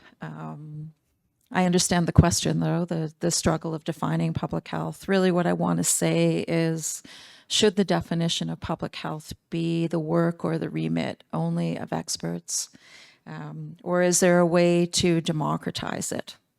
A way to have a variety of perspectives reflected that are non-expert in the definition of public health, to define it structurally, intellectually, politically, in whatever way as inclusive, and to try to minimize the gap between top-level thoughts about the meaning of public health and the meaning of public health to those who actually live the impact of health inequality. I just want to briefly mention early models for socialized medicine, which is something else I've written about. One of the things that characterized early models from the 1930s of socialized medicine in Britain, the US, here in Canada, was a desire to integrate prevention and cure, which is a very powerful model that was never realized, even in Saskatchewan, where the funding of medical care became immediately a very, very big project involving debates about taxes and so on. But the original model was meant to integrate the two. And I still think that that's a worthwhile project to look at, the integration rather than the separation of prevention and cure, because that's how when we go into accessing healthcare as people, our lives don't separate them. We live our lives with them together. Thank you.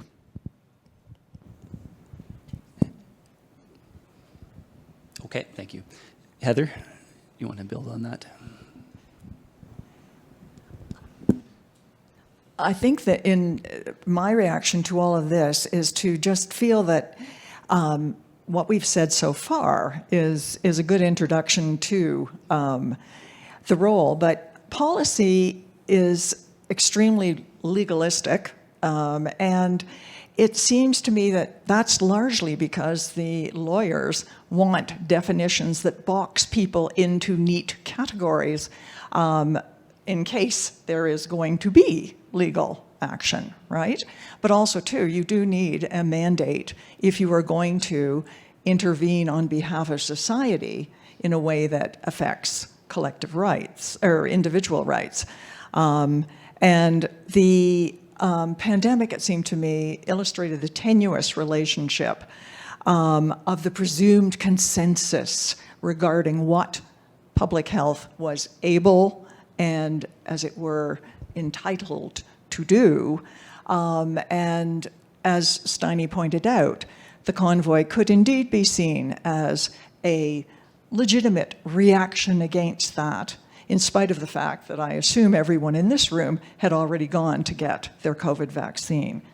Research clearly needs to move beyond the biomedical model, and we have to ask ourselves why we are so focused on emulating the biomedical scientific approach to research when it's people and communities that we're dealing with. They need the stories, they need the relationship building, and that has to be built into the education system at all levels, starting right down at the public school level, all the way to the top. And community engagement, clearly, what do communities want? Has anyone asked them?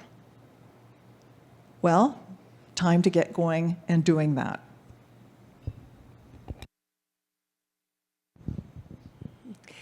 Thank you. I would think of maybe two different answers to this question about definitions. So on the one hand, if we look at formal definitions of public health, so for example, the art and science of preventing disease and promoting health through organized efforts of society, I'm sure everyone has heard something along those lines, that has been around for more than 100 years. So from that point of view, the issue is not so much the definition, but the fact that we're maybe not embodying or manifesting it. Another answer, though, is that there are, of course, very different versions of public health, and these differences matter a lot. And in fact, I use this as a frame in the Foundations of Population and Public Health course that I teach in our graduate program. So on the one hand, we can think of public health as the formal set of institutional structures like government-formed entities, legislation, et cetera. Or we can think of public health as the public's health, including all of the factors that we know shape health and its distribution in populations. And the fact that there are these very different versions create very important tensions in our field, because sometimes the two versions are at odds, and indeed the former works against the latter. And I think some examples of that have come up. So, for example, the colonial history of organized public health is something that we talk about more and more. From my perspective, I would point out that the institutionalized or formal version of public health is inherently conservative and incremental. Yet we are in a field that is dealing with radical concepts like health equity and social determinants of health. And so I believe this tension should be centered, and we should all be cognizant of this. And I guess what it really comes down to for me is that a field that calls itself public health has a responsibility or obligation to engage with these tensions. Great. Thank you all. I got a sign a few minutes ago that we need to start taking some audience questions, and so we'll bridge into doing that and start talking about taking those questions. One that came in was related to trust, and we were going to talk about trust anyway, and the saying that, and I think common refrain that things move at the speed of trust in public health. Building on Dr. Brown's earlier comments about that, what are your observations on the panel about the state of trust between public health institutions and communities? And what lessons can you draw from your historical work to navigate environments where trust is low? You want to start, Esyllt? Sure.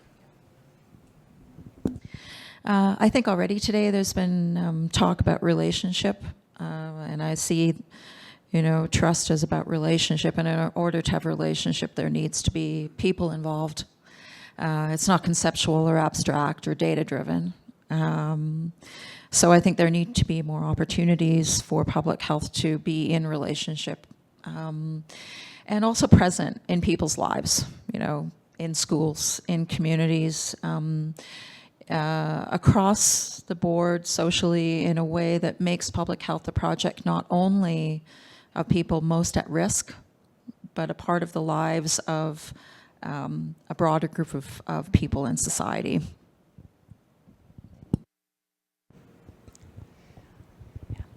Ontario presents a very interesting example. My sense was that there was a significant amount of trust in all of the local medical officers. We have 43 health units.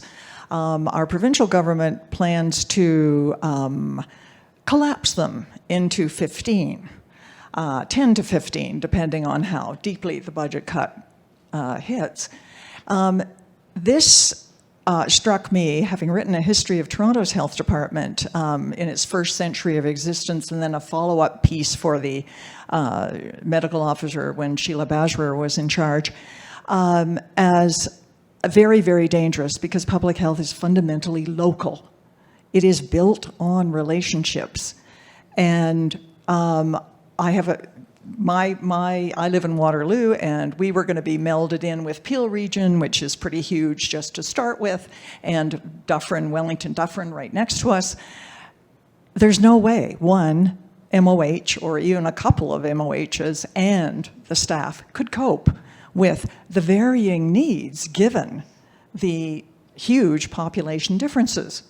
So when you look at things like that, this is where you start to wonder whether centralization, regionalization, et cetera, is any kind of a solution. And particularly for something like public health, which gets lumbered with so many different kinds of responsibilities, it is a challenge to build and maintain trust. And I really question whether it could be done in such a broad, sweeping way. And that then raises the question of, does the government actually care whether it rebuilds trust or not? And they should, because it's fundamental to a civil society. Okay. Yeah, thanks, Heather. And if Ontario is starting to follow in some of the path that most of the country has taken in terms of the regionalization, centralization, needle oscillation, we're in a different position here now in Alberta, and have some other upcoming questions about where the system will go and how we'll all work together and how trust will need to be maintained there, working with government. So one of the questions that's come in that's been upvoted the most is, can planetary health be the topic that will best exemplify the potential of public health to save 1 million lives at a time? So that seems kind of plausible. Anyone want to respond to that, or agree, disagree, suggest other things?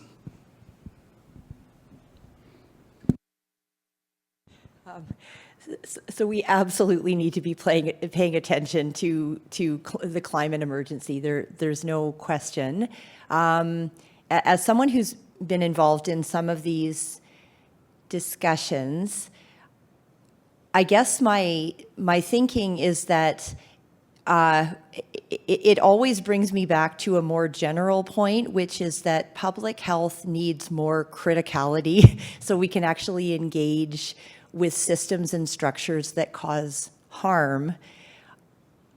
Inherent to the global political economic system of neoliberal capitalism is climate devastation. So what we're seeing is no surprise at all.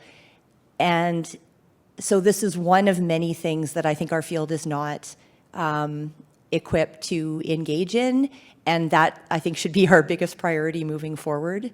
I do have some examples of how we could do that, but I'm not sure. Maybe we should keep the planetary health question on the. Yeah. No, go ahead, Lindsay, if you'd like to talk about examples. Okay, so again, these are because this has been another preoccupation of mine recently. Is how do we inject, like, how do we strengthen our field's ability to engage meaningfully with these systems and structures. And as a professor, I tend to look to the education space for opportunities to do that. So just a few examples here in Calgary. So I teach public health to undergraduate and graduate programs.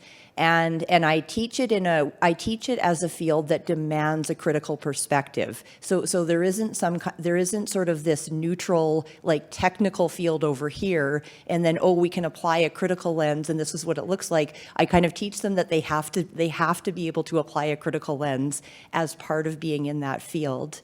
So that's one example. A second is we have a public health journal club, and I think my colleague Jason here, I think, laughs at how enthusiastic I am about this initiative, but it actually brings together two groups of trainees in our field who have historically not crossed paths, at least in our context. So the public health and preventive medicine residents on the one hand, and the graduate students on the other, who are specializing in population and public health. And I see this as absolutely critical to starting to overcome the biomedical dominance in our field, is coming together and talking to each other so that we can start to understand the different perspectives and what the different parties bring to the table. Otherwise, and I have seen this, there are assumptions, there is disrespect, there are stereotypes about what the different people are bringing to the table.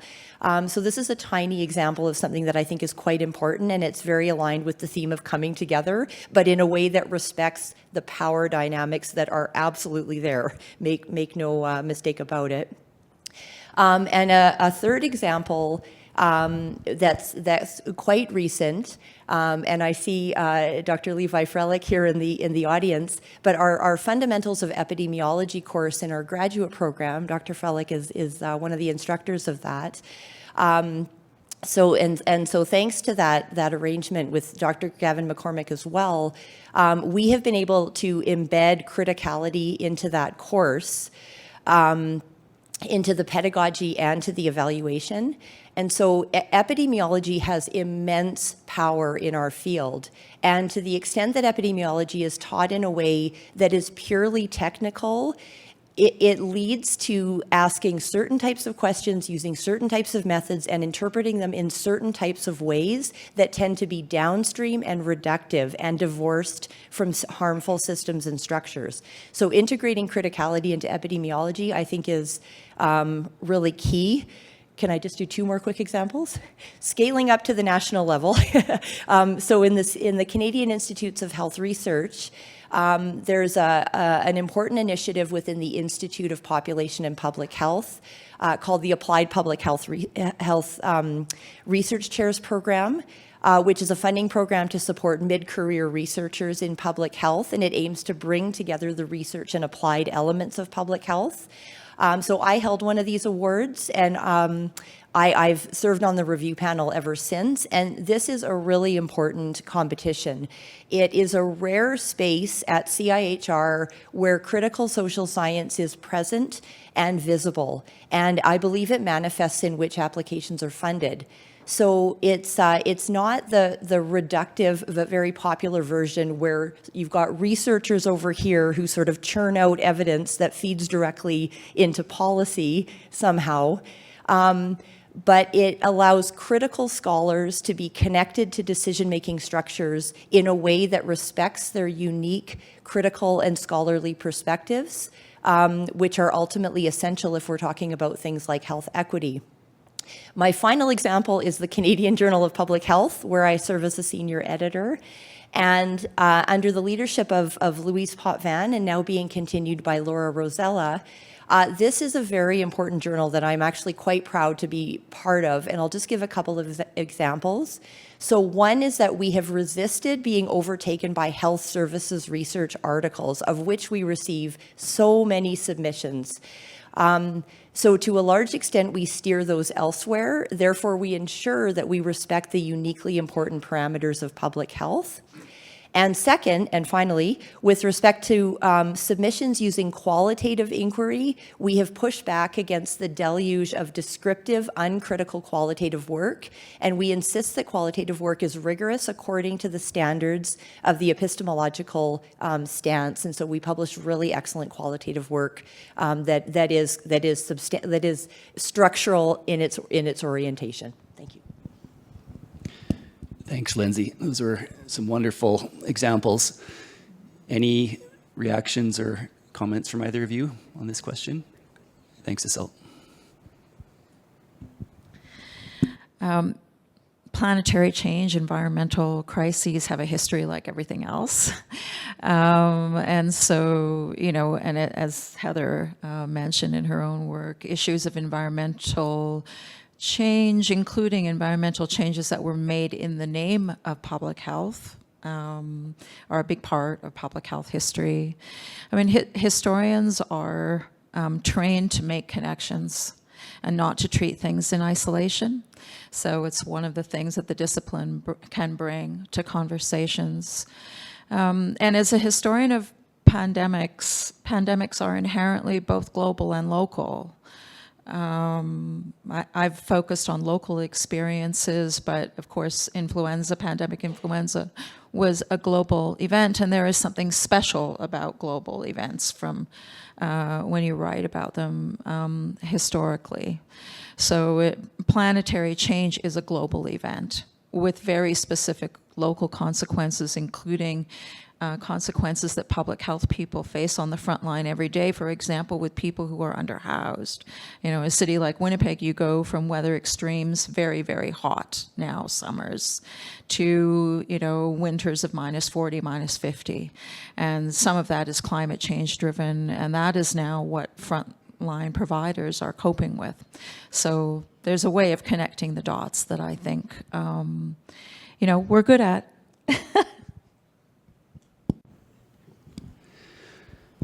Okay, thank you. So a few questions are rising to the top here. One relates to how can we better integrate historical lessons in public health to not only address current challenges, but also proactively shape equitable health outcomes for all? So really, I guess, coming down to it, how do we better reflect on our history to inform our future? And anyone want to tackle that one? Do you have thoughts, Heather? Lindsay? All right, Lindsay. I'm always abstracting up and generalizing from specific questions. It's a deflection mechanism. But I do think, so in the critical public health space, a heuristic that I think is really important. So critical is basically thinking about power and how that impacts our field. And a heuristic that I think is really useful is looking out and looking in. So looking out is about keeping our eye focused on these upstream systems and structures that are the root causes of poor health and health inequity. And then looking in is like the self-reflection with humility around what we are doing that is maybe not consistent with what we say we're trying to do.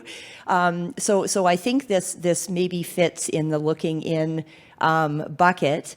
And I think it's one example of a more general phenomenon where we don't necessarily do a lot of inward reflection on the power inequities within our field. We do some of that, but there are professional inequities and there are epistemological inequities. So certain types of people and certain ways of knowing have more power than others. And we don't spend a lot of time engaging with that. And I think that is key to so many things, including doing a better job of engaging meaningfully with historians. Thanks, Lindsay. Heather? Lindsay has just hit one of the key points that I think Esyllt and I have discovered in the course of our work. Being historians means that fundamentally we tell stories about people and their lives and the activities that they pursue in those lives. And we are, of course, very cognizant of the power structures in which they exist and of the importance of race, class, and gender. I have to say that one of the things that really struck me while I was writing my history of Toronto's health department was the power that the nurses had once they got out of their district offices and into the schools and homes of the people that lived in the city between the first public health nurses are about 1910. So 1910 to 1983, which is when the book stopped. But of course, if you look at an official history, they're not there. The activities are there, but not the people. And the other thing that we realized was that context over time changed. The first series of medical officers of health were advocates, and they played a key role in municipal politics and provincial and federal politics. From the 1920s and the professionalization of that position and the professionalization of public health nursing, things got much quieter. And so I'm looking for the future and hoping that all of the chief medical officers of our various provinces and our federal principal medical officer are unmuzzled, no longer restricted, but they are in extraordinarily difficult positions because they answer to two masters, the politicians who employ them, and of course the public, who I think most of them would prefer were their major audience. Because certainly if you look at all the people that led us through the pandemic, they took the brunt of the criticism for a highly uncertain situation. And I think given that, they require our support and our sympathy, and for us to consider whether we are capable of being advocates to the people who don't think that public health actually has a role in their lives. Thank you, Heather. Yeah, Esyllt, this will be we're getting close to the end of time, so the final word goes to you. Yeah. Just on that question, I mean, at a practical level, something that I do right now to link past and present is to help 3 community agencies in Winnipeg that provided, one of them's a health clinic, provided important care during the pandemic, is to record their histories. So I'm in partnership with them, helping to document, doing oral histories, creating evidence that other people will be able to use, so they are advocacy-based organizations. And I'm, part of what we're doing is recording their advocacy and giving it that validity and giving it a voice. So I think one way history can connect directly at the moment is helping to give voice to those who are seeking health equity in the biggest sense, social equity. Thanks. All right. Well, thank you 3 very much for all your insightful and passionate and expert comments and drawing on our history to help guide us into the future. That was wonderful. So I'd like to ask everyone to join me in thanking the panel.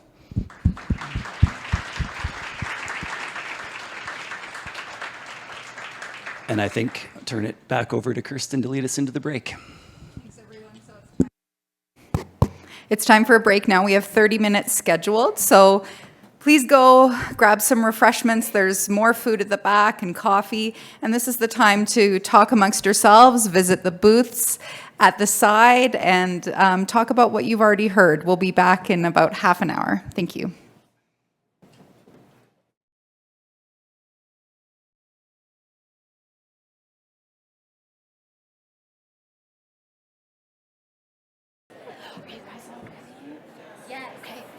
Can I intro you?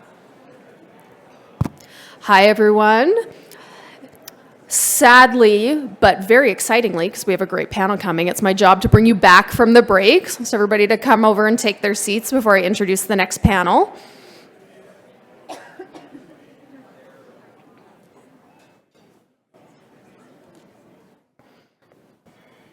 So for anybody who doesn't know me, my name is Dr. Jessalyn Holodinsky. I am an assistant professor in the departments of emergency medicine, community health sciences, and clinical neurosciences.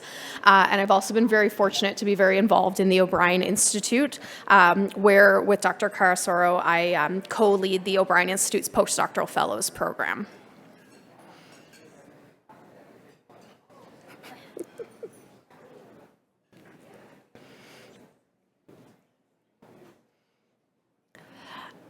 And as someone who was very recently a trainee myself, I was pretty excited to get to introduce our trainee panel. And I'm very excited that we have a bunch of trainees here to provide their fresh perspectives on a multitude of very, very complex and exciting topics. So this session is entitled Envisioning the Future, the Trainee Perspectives on Future of Evidence-Informed Public Health Research.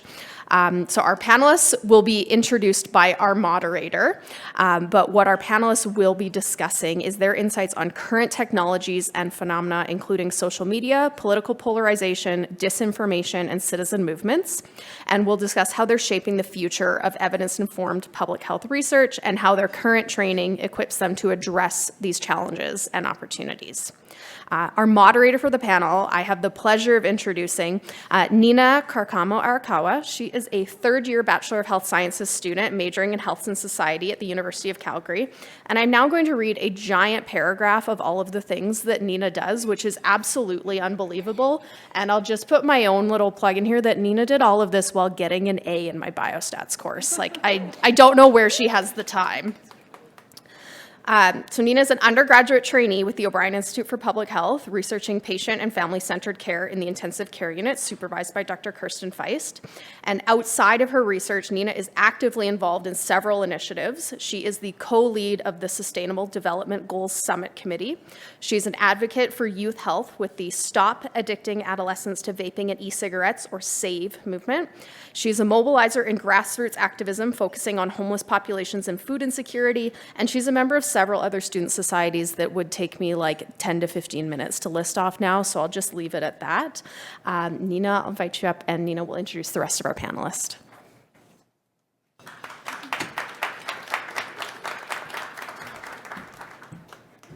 Advance the slide.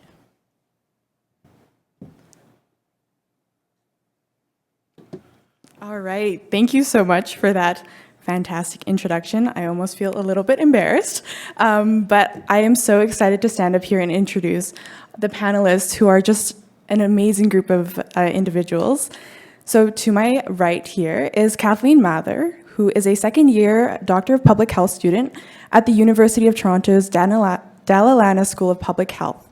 Kathleen is trained as a dietitian and holds a BASc from the University of Guelph and an MSc from Mount St. Vincent University, both in applied human nutrition. Kathleen has worked in a variety of settings as a registered dietitian, and she also has experience working in different roles in patient-oriented research, including patient engagement and knowledge translation. Her doctoral research is focused on supporting climate change adaptation and mitigation efforts in Newfoundland and Labrador provincial health systems, with a particular focus on engaging community and applying an equity lens to the work. Thanks so much, Kathleen. And to the next panelist, Sandy Rao, who is a PhD candidate in the Faculty of Social Work at the University of Calgary. A Veneer finalist, Killam Scholar, CIHR, and Eyes High awardee, Sandy has established a robust foundation in healthcare, social work, psychology, and leadership. She has an extensive academic and professional background, educated at McGill, McMaster, University of Toronto, and Harvard. She has also served as the former Director of Mental Health and Addictions for Ontario Health and is a registered psychotherapist. Her work addresses the intricate challenges young adults face in accessing mental health services and employs a patient-oriented, sequential mixed methods approach grounded in critical realism. Her study not only advances academic discourse, but also informs policy and practice, underscoring her dedication to producing impactful and transformative research. Thanks so much for joining us, Sandy. And finally, Dayirai Kapfunde. She is a PhD student in public health promotion and socio-behavioral sciences at the University of Alberta. As a WCHRI graduate student awardee, she brings over 17 years of psychotherapy experience and a solid academic foundation, including a Master of Social Work from Toronto Metropolitan University and a Bachelor of Social Work from McMaster University. Dayirai's work emphasizes holistic healing, anti-colonial practices, and collective well-being, reflecting her deep understanding of the intersections between social justice, mental health, and public health. Her research focuses on the health and mental wellness of Black women healthcare professionals in Alberta. Dayirai investigates the challenges they face due to systemic racism, classism, and gender discrimination, aiming to assess their health outcomes, document their coping strategies, and inform policies to enhance their work environment and overall well-being. And thank you so much for joining us, Dayirai. I think we should do another round of applause to welcome our wonderful panelists.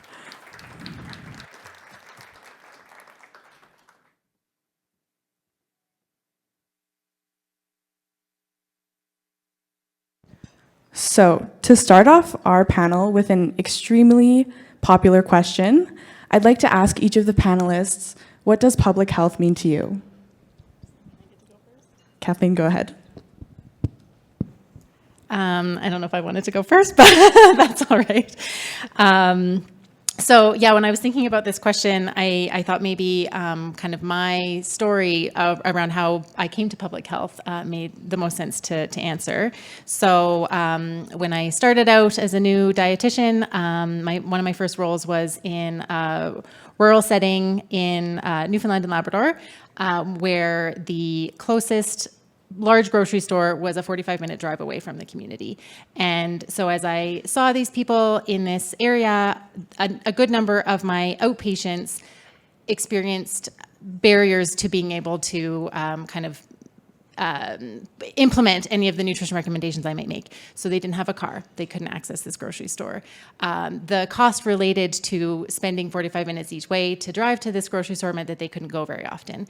And so that experience made me feel, I could talk to my social work colleagues about some resources we might have, but beyond that, I felt pretty useless in terms of being able to support these people from a nutrition perspective.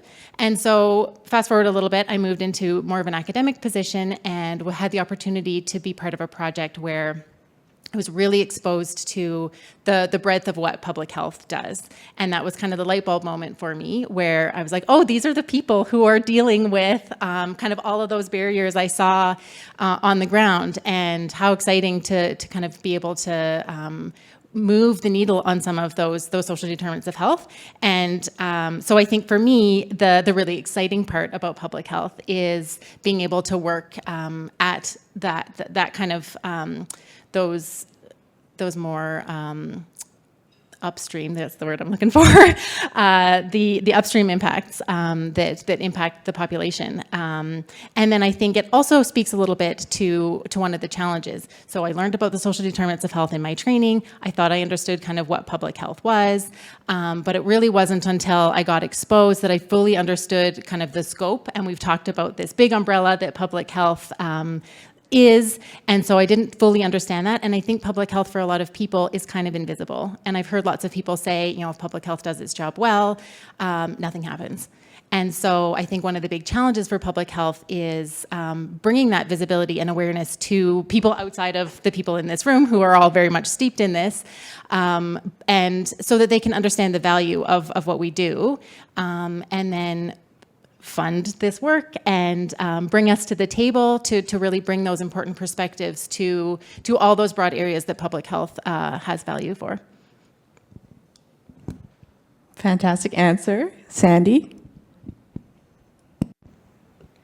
So similarly, I'd like to start with a brief story on when I met public health, and I'm going to name public health Emma Tucker. So in my past life, as I like to call it, I was the Director of Mental Health and Addictions for Ontario Health, but before Ontario Health was Ontario Health, it was these local health integration networks, and our panel is about the future, and in my view, the future is local. But in those local health integration networks, it was really about partnership and bringing people together. And so we had a chronic disease roundtable and brought the public health unit. And so the person's name was Emma Tucker. And when she talked about this thing called, as she had encapsulated, built environment, and how their goal was to make the healthy choice the easy choice. 10 years on, because that was in 2014, 10 years on, that has fundamentally stayed with me because her universe was the preservation and thrivance of health, and my universe was illness, especially coming into my work as a clinician and sort of really being focused in that way. And that might not seem very monumental, but it was a small an obvious shift in where I was centering and what I was centering and what their team was centering what they were trying to do. And so that for me was like my moment of lift, because even though social work is very much oriented to the determinants of health and structurally focused, my track was very much mental health and really focusing on what's the illness, what's the problem, and what do we need to do. And so that was that really broadening and opening of my view. But fundamentally, what public health means to me is really a vision of society that prioritizes the well-being of all of its members. And I mean all of its members. And I heard the big tent, but I like to use the language of a broad church that recognizes how deeply interconnected our lives actually are. I'm a critical scholar with my orientation firmly positioned in emancipation. And so I see public health as uniquely positioned to address not just the physical health of populations, but the social, emotional, and structural factors that shape all our lives. And so I think one of public health's greatest strengths is that it crosses naturally and organically disciplinary fortresses. And I use that language intentionally. The problems we face today, climate change, systemic inequities, mental health crises, are wicked problems. These problems are so complex and interconnected that no one discipline, no single solution can address them. They require and are so necessary for a diverse perspective and sort of an all hands on deck approach to tackle them meaningfully. And I think public health fundamentally can act as that bridge to foster collaboration needed to address these multifaceted changes. But, and I'll end here, I think this is where public health offers hope, and it shows us that we don't have to go it alone. And the theme of today is better together. And I just want to say I started my PhD in really started the pandemic 2020. And already, for the very first time, my two committee members, Drs. Katrina Manalani and Drs. Dean Urich, I've met for the first time in the third dimension today. And I'm going into my fourth year of my PhD. And so, through the pandemic, I can say in earnest, I got very socially flabby. And so I am very much going to be talking about relationships and relationship building through our panel discussion, but we're already better together, and I'm just really grateful to be here. Dayirai?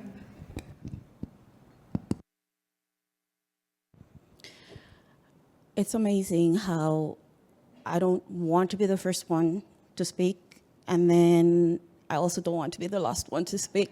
So my name is Dayirai. The best way to remember it is Princess Di drinking rye. So Dayirai, it rhymes. And when I think about public health, I cannot speak to public health without first locating myself. So most of the time when I'm introducing me, I say that I became Black when I came to Canada. And prior to being Black, my entry point, my sole point was that of being a woman and a girl child growing up in a very patriarchal society in Zimbabwe. So upon coming to Canada, not only did I become Black, I became a Black woman from Africa. And we all know that Africa is a country, and we speak African language and eat African food, and we all live in trees and caves. So I became a Black woman from Africa who was an immigrant, and we know that immigrants, they come here, they take advantage of the system. We don't pay taxes. We're literally just taking whatever we want to take from the system, and we don't give anything back. I became a Black woman who also then decided to go to school and who was parenting a young black, or when I came in was a baby, a black male, or racialized as black male in this community. So starting off from being an immigrant, which put me in a very different socioeconomic status. So you have race, you have gender, you have class, you have immigration status up until I got my Canadian citizenship. So many dynamics that were going on for me. And my journey into social work started because of the experience that I had received at the hands of the social workers that I was dealing with upon arrival in Canada. And I made a commitment that I was going to join social work and make sure that I would make a difference to people that were coming to this country that would be requiring services, so that I am not reproducing, perpetuating the same stereotypes and the same harmful things that come out of the system anyway. So public health for me has to include my perspective as somebody who sat on the other side of the table, as somebody who came and walked the journey up to a point where I can sit in this room and think and marvel at the fact that there are people that did a lot of work before me that allow me to be sitting in this space today. And I don't take that for granted. So public health, for me, when I think of Desmond Tutu's quote, where he says that my humanity is bound up in yours, so we can only be human together. It means that we have to look at the history of public health, the systems that it was birthed out of, and those systems that are still working and operating today that are contributing to the health inequities that we're seeing in certain populations, certain groups of people that are have been historically, systemically pushed to the margins. I usually laugh and say that we sit here and we're baffled about why we have health inequities. And I say, well, the system is doing what it was meant to do. So what is surprising about that? What I am interested in that has me sitting here is the better together. And I'll take it back to Africa and the concept of Ubuntu, which is a concept of togetherness, because we can only make change when we are a collective, not when we're doing things in silos. So I was excited to come and sit here with a dietitian, with social workers, with people from, I heard someone talking about poli-sci, because in my previous years, I never ever thought that public health would include the social work voice, because we were not medical, at least in my head. So Ubuntu, togetherness, better together. Public health represents a vital commitment to improving the health and well-being of communities through collective action and education. Now, that improvement is never, ever, ever going to happen until we sit and look at what our foundation is. Because if we're operating, which we are, in a colonial framework and everything is within that basket, the master's tools cannot be used to dismantle the master's house. Thank you. Beautifully put. Thank you so much, Dayirai. Yeah. Thank you. So to switch gears, I wanted to talk about social media use, which is, I assume, ubiquitous amongst us all here and in society. And it's proving to be both advantageous and dangerous for public health. It's almost like a double-edged sword. So I'd like to start off handing it over to Sandy. Do you propose, public health researchers, how can we manage this misinformation and disinformation while leveraging social media's outreach potential? Thank you. And so there has been some conversation already about trust. And sometimes I think we mistake, I am going to lead into the social media, I promise. But I think sometimes we mistake trust with perhaps obedience, where it seems as though people trust us because they're perhaps doing what we're saying that they're doing or things like that, but that isn't actually trust. It may be coercion, it may be a variety of different things, and I think it does beg the question to ask, have we ever actually had the public's trust? And certainly in my lifetime, which is not long, but it does feel that I've had a lot of opportunity to meet and connect with different people, that it isn't necessarily out of trust, that people have maybe listen to what we said or things like that. I think it's sometimes more that they haven't had an opportunity or an avenue for voice. And so that's why it seems that there was some sort of complacency. And so I do think trust and trust building needs to be at the forefront. And with that comes relationship and knowing. And I think when we talk about social media today, I think we really do have to ask, how much potential does it truly yield anymore? When platforms like Facebook first emerged, that was when I was in university, and I don't mind dating myself, but that was like, 2002 or 2003. And so it was quite novel then. It was the only game in town, but it's not that way anymore. And so I think we need to evolve our conversations about social media, and if it holds the same virility that we assume that it does, or whether it's offering something, and as I was trying to think about this heuristic given our time limitations, if it's something akin to junk food, providing like the illusion of satiation but lacking the substance to fulfill real meaningful communication and conversation. And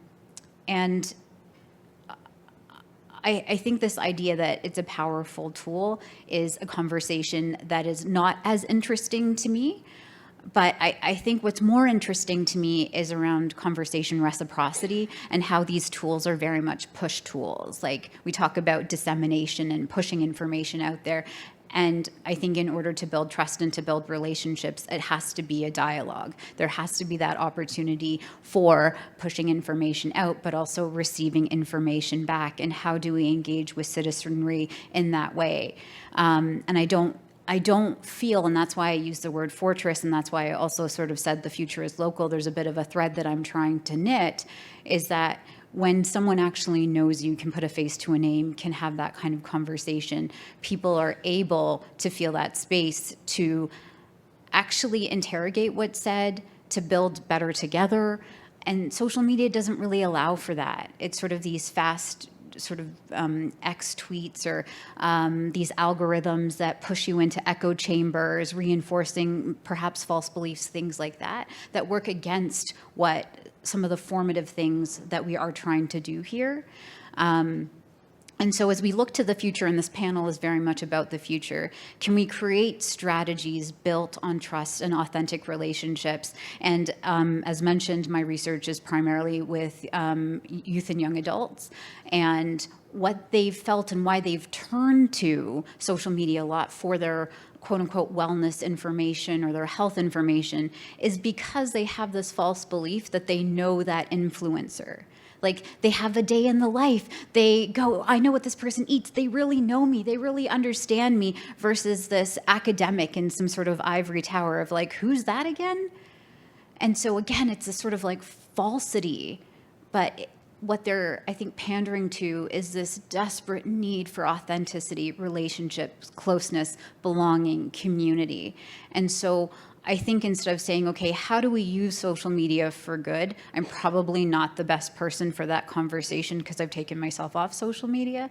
But I think, how do we start to actually create the inroads for dialogue, for relationship, for community, for hearing those stories? And that it isn't so hard to access that kind of conversation. I think to the definition around public health as being inherently public, like, how do we actually, I am part of the citizenry. And I just so happen to be sitting in this chair and privileged to be sitting in this chair. But then I think it behooves me to figure out how do I actually bridge to the public so that there's much more knowledge reciprocity, because to that point around epistemic justice, there are so many different ways of knowing. And I'm fortunate to have some, but certainly not all. And how do we elevate and amplify those different ways of knowing? And I don't think social media currently offers that. So happy to start to build other ways of communicating much more meaningfully. Yeah, that was a fantastic answer. Thank you so much. And switching gears into, I guess, a common theme across these panels, collaborative and comprehensive collaboration is key to public health. And I'd like to ask, what is the role of comprehensive collaboration within public health? And I'll turn it to Kathleen. Yeah, so I think, I mean, it's been talked about a lot already today, this importance of collaboration. And one thing when we were kind of talking about some questions that came up for me in thinking about this, in government is kind of this health in all policies approach. So it's kind of an opportunity for public health to sort of share and demonstrate its value to all of these areas of government. So, you know, again, this big tent, public health touches so many factors. And if it's not at the table to bring that equity perspective, when we're talking about, I don't know, building roads or where a school might be placed, we're kind of missing those opportunities to really make an impact. And so being at those tables where you can collaborate with other people in a very diverse ranges of kind of work, I think is so valuable to public health. And I think when we, certainly from my perspective, it seems like public health, sometimes there's a bit of a challenge around the funding perspective. Like, do we have the funding? Do we have the people? Do we have the capacity to engage in all of this? And so if you can bring public health to the table where other people are doing this work, you can really expand the reach. And so I think collaboration kind of is an opportunity to share with other groups the value, and then also kind of use it to expand the reach of public health beyond just the people who are specifically working in that space. Yeah, fantastic. And I think that ties nicely into our next question. As we've seen in the past few years, there is a shift in a paradigm going towards the public as researchers, as co-researchers. Dayirai, I wonder if you'd be able to expand on collaborative research, being justice-oriented, and how you can amplify the voices of marginalized people in your work.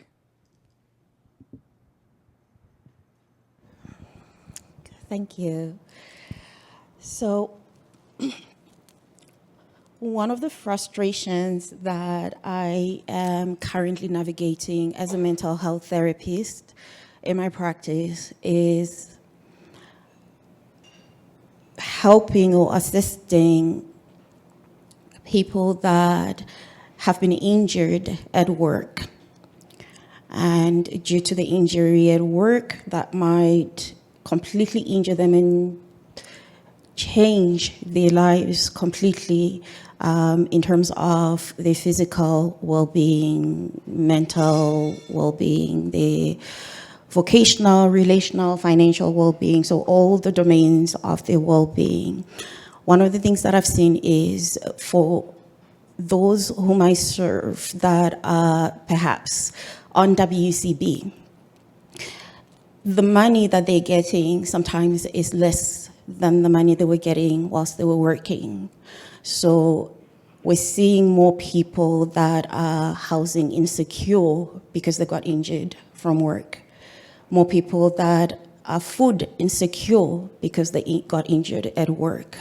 You look at the financial aspect, you look at even the built environment where if it's a physical injury, some people then have to start thinking about changing the environment and accessibility in that manner. And when I sit in my role as someone who's providing the psychological services, the frustration comes from navigating a system that looks at a person in a silo. So you got injured at work and you were injured physically. So that's all we're focusing on. We're not focusing on anything else. You being unhoused, you being unable to put food on the table, you being unable to look after your children, it's got nothing to do with us.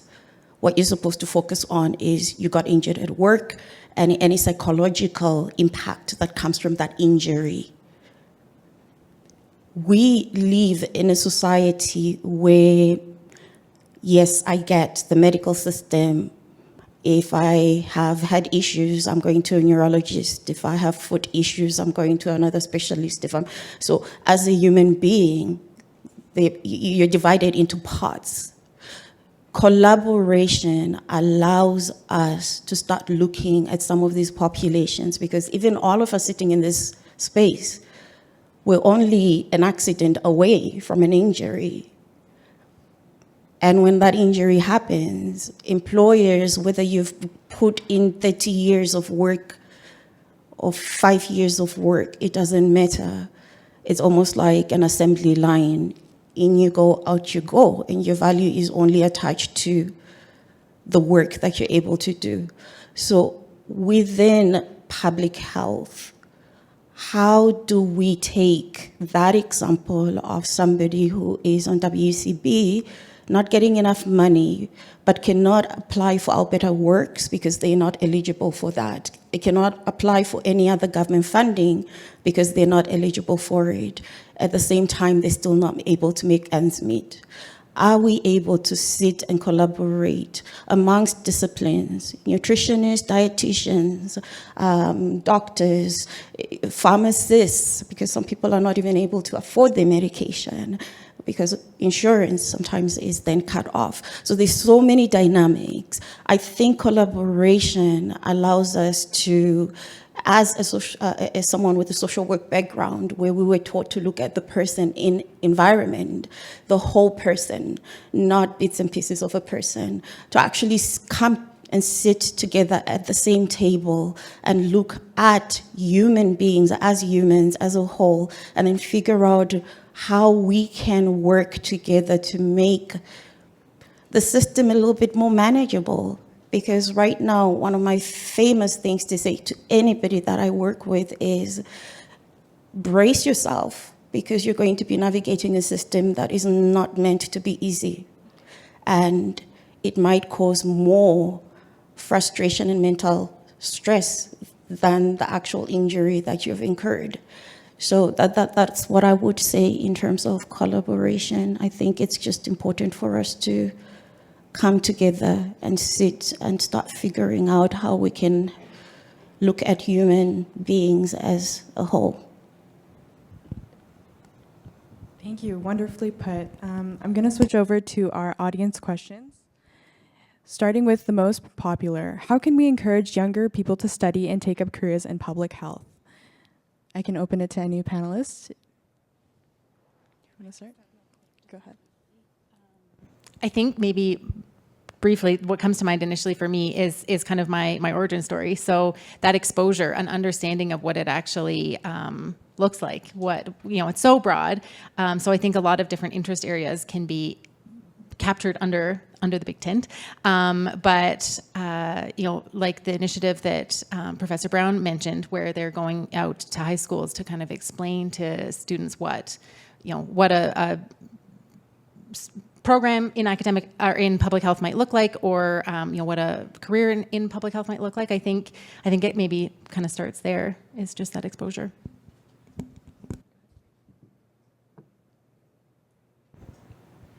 I actually fully agree with that. And I think if I could use the example from the engaged scholarship work that I'm doing, because the focus really was on equity deserving, equity owed groups, we really tried to take an approach where there was no CVs. It wasn't people who were already doing their masters and already had all this research capacity. It was people that were truly interested, passionate, and had that living experience to be able to speak to many of the different challenges. But what I find so incredible is that now these young people are doing their own research studies. And I think having that exposure, having the ability to not capacity build, but capacity share, because they had so many assets, so many resources, so many strengths that I've fundamentally learned from this. This PhD has grown a completely different dimension because of that inclusion. But I think, and I'm not 100% sure exactly all the details of the question, so the asker, I hope that I've not taken this on a completely different tangent,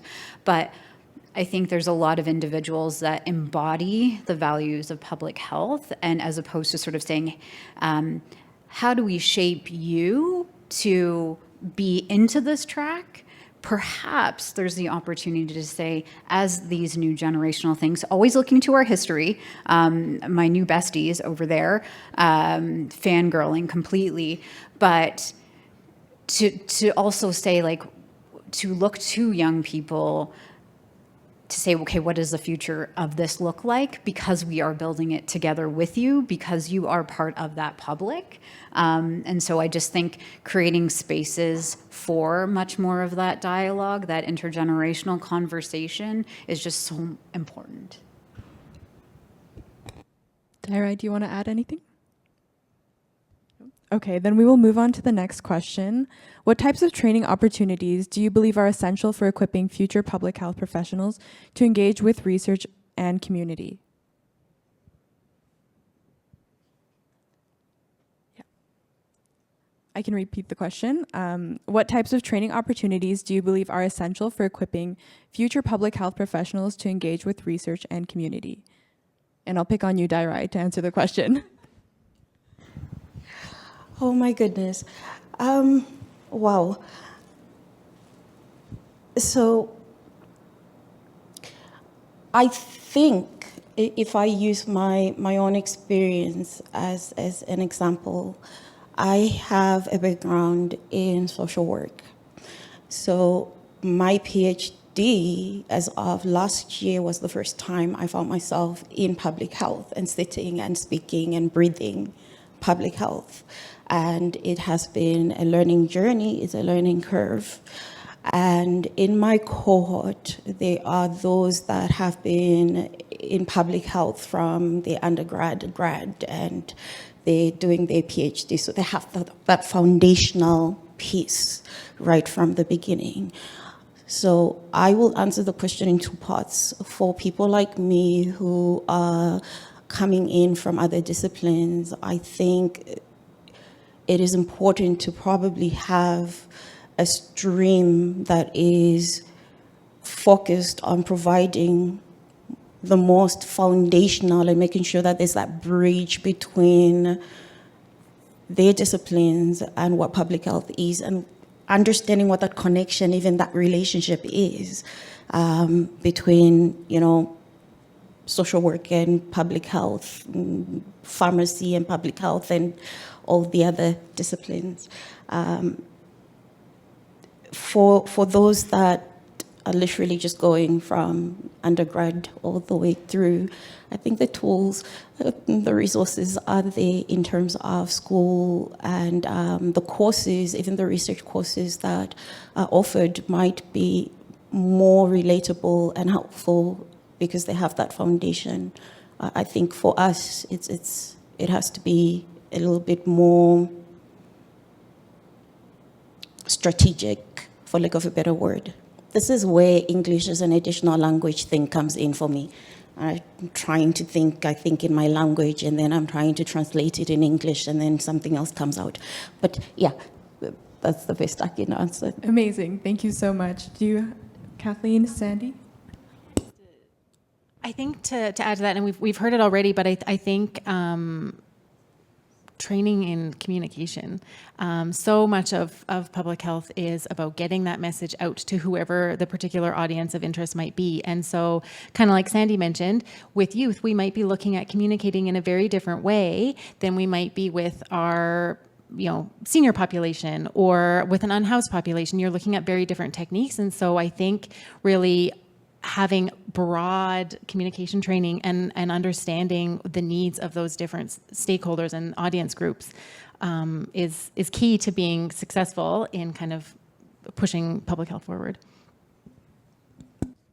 Would you like to add anything? Okay, amazing. So for the final question I'd like to ask from the audience is, can recent public health trainees help fix the polarization issues in society? I'll pick on you, Sandy. My answer is yes. Thank you. 5 minutes. Oh, okay. So I will be very, very brief, but I think absolutely, and I think this has been a thread that has happened through all of the conversations, is that if there's othering and then if there's us and them, and I think, again, even more than communication is the skills to build relationships. And I think as more things are happening online and where there's this distance, because it's much harder to say something if you're looking in the eye of someone versus I'm behind a screen where there's this perceived amount of safety. And I was having a conversation with someone and I was saying part of the research study, one of the foremost roles that we had was a community builder role. And we had a buddy system and we thought about power. And someone had said, well, you can't make people be friends. And you do treat people differently when you see them as a person that, as in your shared humanity, you do see people differently when it isn't like they're from that group and they don't have anything smart to say. And so I do think, in addition to being able to communicate effectively, it is also about building relationships and what does that look like. And as workspaces become more disparate, as people are working more from home, there isn't some of those organic, natural things that happen where I actually get to meet around the proverbial water cooler and hear about what somebody's work is and learn about how that can impact mine. And so I think the new future of trainees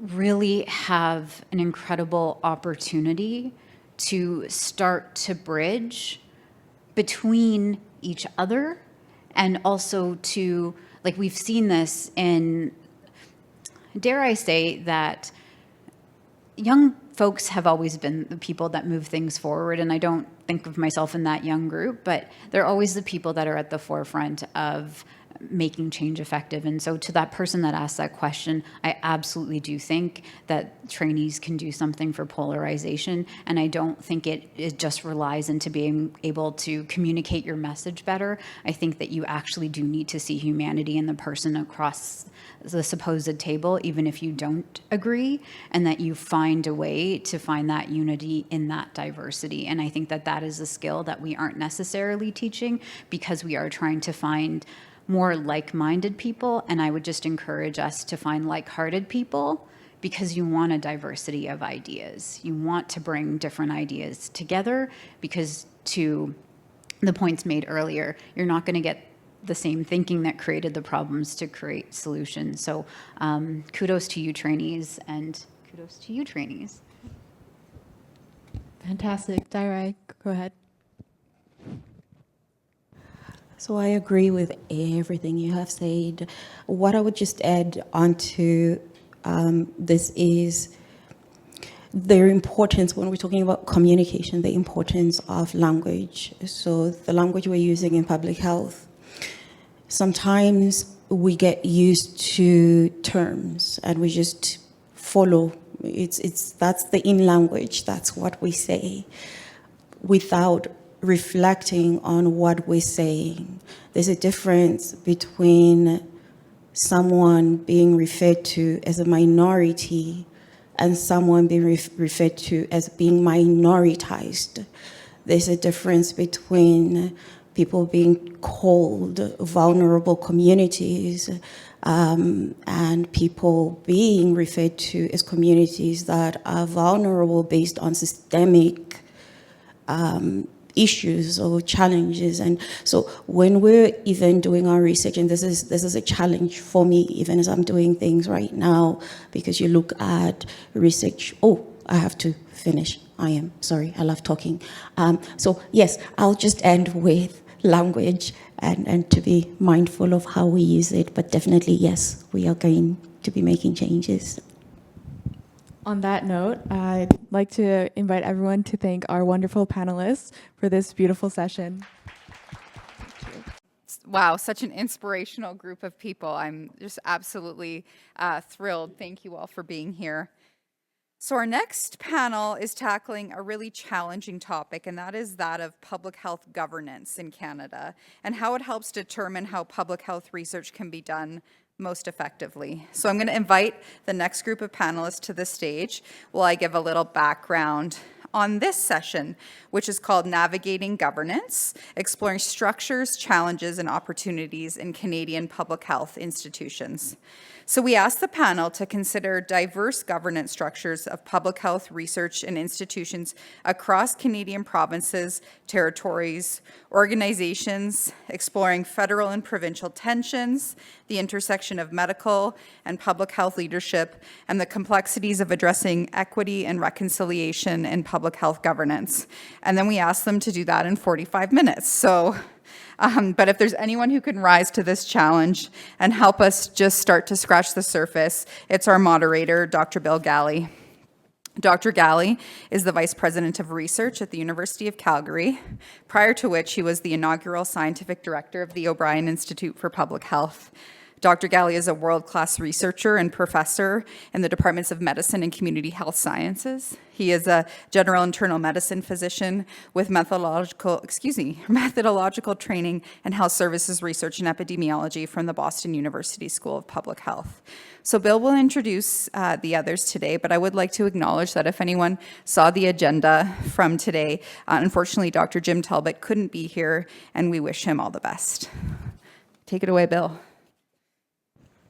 Thanks, Kirsten, and hi everyone. It's so nice to see familiar faces. And I was watching online this morning, had a mid-morning meeting, so I've really appreciated the lectures so far and the panel discussions. And I get to moderate a session on the scintillating topic of governance. So I can see the excitement. A few people waving their arms in the audience. So I'll start by introducing our panel, and I'll start with Amity Quinn. And hi, Amity, so nice to see you. So Amity is a health economist and an assistant professor in the Department of Obstetrics and Gynecology, also in the Department of Community Health Sciences. She received her PhD in social policy from the Heller School of Social Policy and Management at Brandeis University, and a postdoctoral fellowship in health economics here at the University of Calgary. She focuses on studying how healthcare is paid for and organized to improve access to high-value care for marginalized and vulnerable populations, and has a focus on women's health and people with chronic diseases. So welcome, Amity. Next, we have Braden Manns, and Braden is Associate Vice President Research, so I'm his boss, actually, in the VPR office, but he also has Todd Anderson as a boss because he's also Senior Associate Dean in the Cummings School of Medicine. Braden is a professor with expertise in health economics. He's also a nephrologist, so kidney specialist in the Faculty of Medicine. And he has expertise in applied health economics, and his current research interests include examining the cost effectiveness of healthcare policies for managing patients with chronic disease, and also looking at the impact of different physician payment models. So welcome, Braden. And last, we have Chris Sarin. Welcome, Chris. Chris is a public health and preventive medicine specialist, also a family physician, and I think you graduated from family medicine here at the University of Calgary. We always emphasize University of Calgary alumni, so that's great. He's Senior Medical Officer of Health for First Nations and Inuit Health with Indigenous Services Canada, Alberta region. And in that role, he supports on-reserve public health programs that include immunization, communicable disease control, and surveillance. And he works closely with health partners and First Nations throughout the COVID-19. He worked with health partners and First Nations throughout the COVID-19 pandemic. And having Chris on the panel is particularly important because when we talk about governance, it's important to consider working differently with Canada's First Nations. And he's going to bring perspectives here to the table, including those from the TRCC here in Canada and also the UN Declaration on the Rights of Indigenous Peoples. So great to have you, Chris, and thank you for taking time. So with that, I'm supposed to set the stage for the panel. And again, governance as a topic just before lunchtime at a networking event. I'm not sure we're going to light up the room, but with this panel, we might. So it is a topic. And I think while governance may seem unexciting and mundane, it's actually not. And I know that this room is sophisticated enough to know that. Governance is fundamental in any organized system. Governance is foundational for function. And governance provides a structure within which processes can operate. I think Gabe Fabro is thinking I'm going to go to the Donabedian model next, but I won't do that because he rolls his eyes when I do that.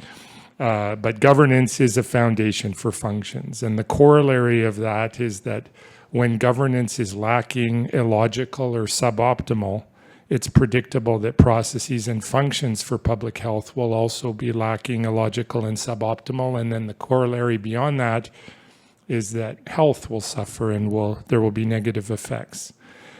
And while I think in public health it's good for us to not overdo it in talking about the pandemic, we can nevertheless reflect on it and think on a global scale and also within Canada that the pandemic really demonstrated that governance is very variable across countries, and it's also variable across provinces within Canada, governance for public health specifically. And it's variable in relation to where public health functions and decision-making reside in government and within agencies. It's also variable as to what public health policies are actually being considered when we talk about public health decision-making. And recall that in public health, and I know in the presentations earlier today that there was some talk about health in all policies.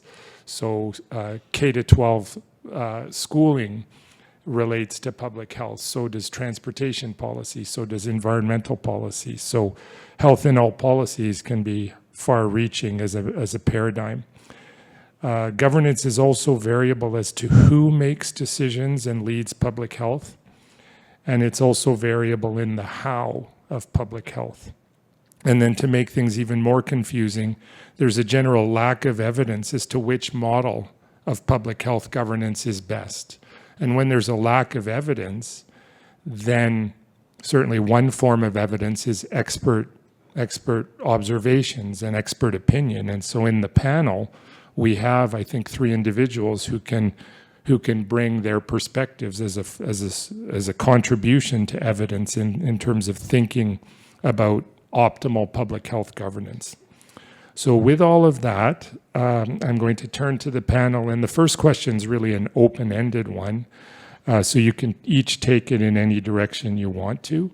But the question is to ask you, in your opinion, what is the best governance model for public health in jurisdictions like Canadian provinces? And in answering that, feel free to touch on those points of what, where, who, and how around public health. So why don't we start with Amity, and each panelist has about 2 to 3 minutes to address that first question. You have to turn it on. Okay, great. Okay, sometimes they automatically work. Good morning, everybody. I'm excited to be here today. Thanks, Bill, for the introduction and invitation. So it's hard to pick one of those elements to focus on, but I think there's been so much conversation this morning about, is this local or is it centralized, and who's are the big government policies causing all the problems, and are the solutions all local? And I mean, I think there just really has to be a balance between those. And as someone who has a PhD in social policy, I really actually believe in the system being able to have some of the solutions.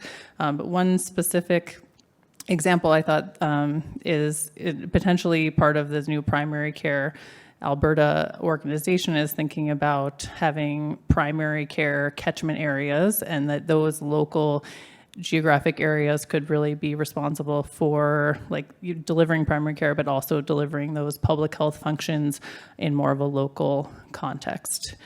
And then thinking about the what, I do think we have to think about health in all policies approach. And as a health economist, we think a lot about how do we best use public resources. And I think we know that, healthcare services only contribute to about 20% of our health, and 80% of it is all of these other things. And I think if we know that, then it would behoove governments to invest in all of those other things. And I think that that's really critical for improving the health of women. And women's health has really been neglected. And if we want to focus on improving women's health, we really have the opportunity to improve population health. And so much of women's health and life experiences are really happening outside of healthcare. They're experiencing them all over. They're experiencing them in schools. They're experiencing them in the workplace. And those are all opportunities of where we can respond to improve the health of women. And, for example, the ideas for pharmacare have come out of having free access to contraception. And the United States did this as part of Obamacare a few years ago. And evidence from that policy showed that free access to contraceptions reduced the probability of unintended births in the lowest income groups. So that decreased income-related disparities in unintended births. So that's just a very concrete example of how a system-wide policy can improve equity. Thank you. All right, thanks, Amity. Over to Braden. Okay, yes, a stimulating topic, and governance gets blamed for a lot, and governance is important, how you set up the system, but it's not the only thing. When you compare the provinces in terms of governance for public health, I think for essentially all ministries, policy and legislation is set by the ministry, and we should be careful to distinguish policies that we don't agree with and problems with governance. Prior to the pandemic, or at the start of the pandemic, the ministry would set policies and they would try to get input from the relevant stakeholders.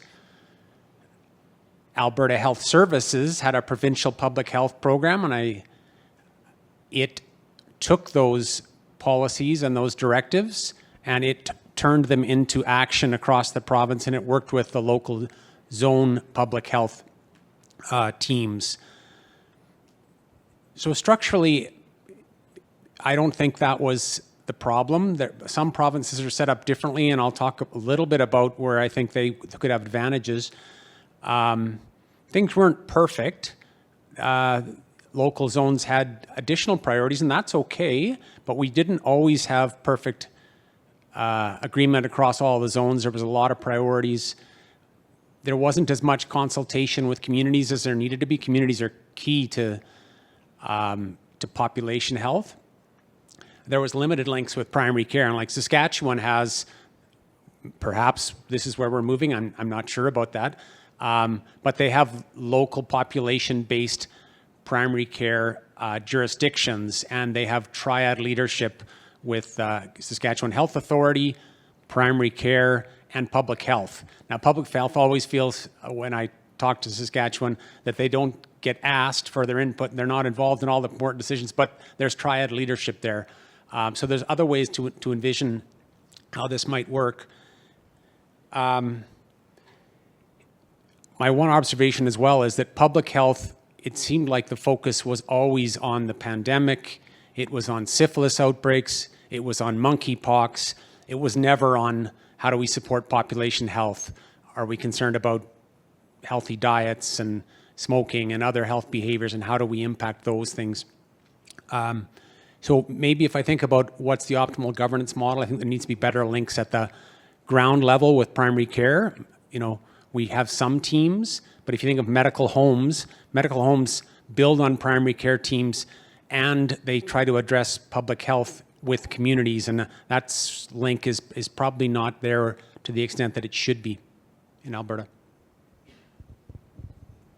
All right, thanks, Braden. And I think in that answer, you touched on role of municipalities. In Ontario, for example, we have the big cities that have distinct public health functions, Toronto Public Health, Ottawa, et cetera. So that's a very different model than we have here in Alberta. So food for thought there. So Chris, over to you.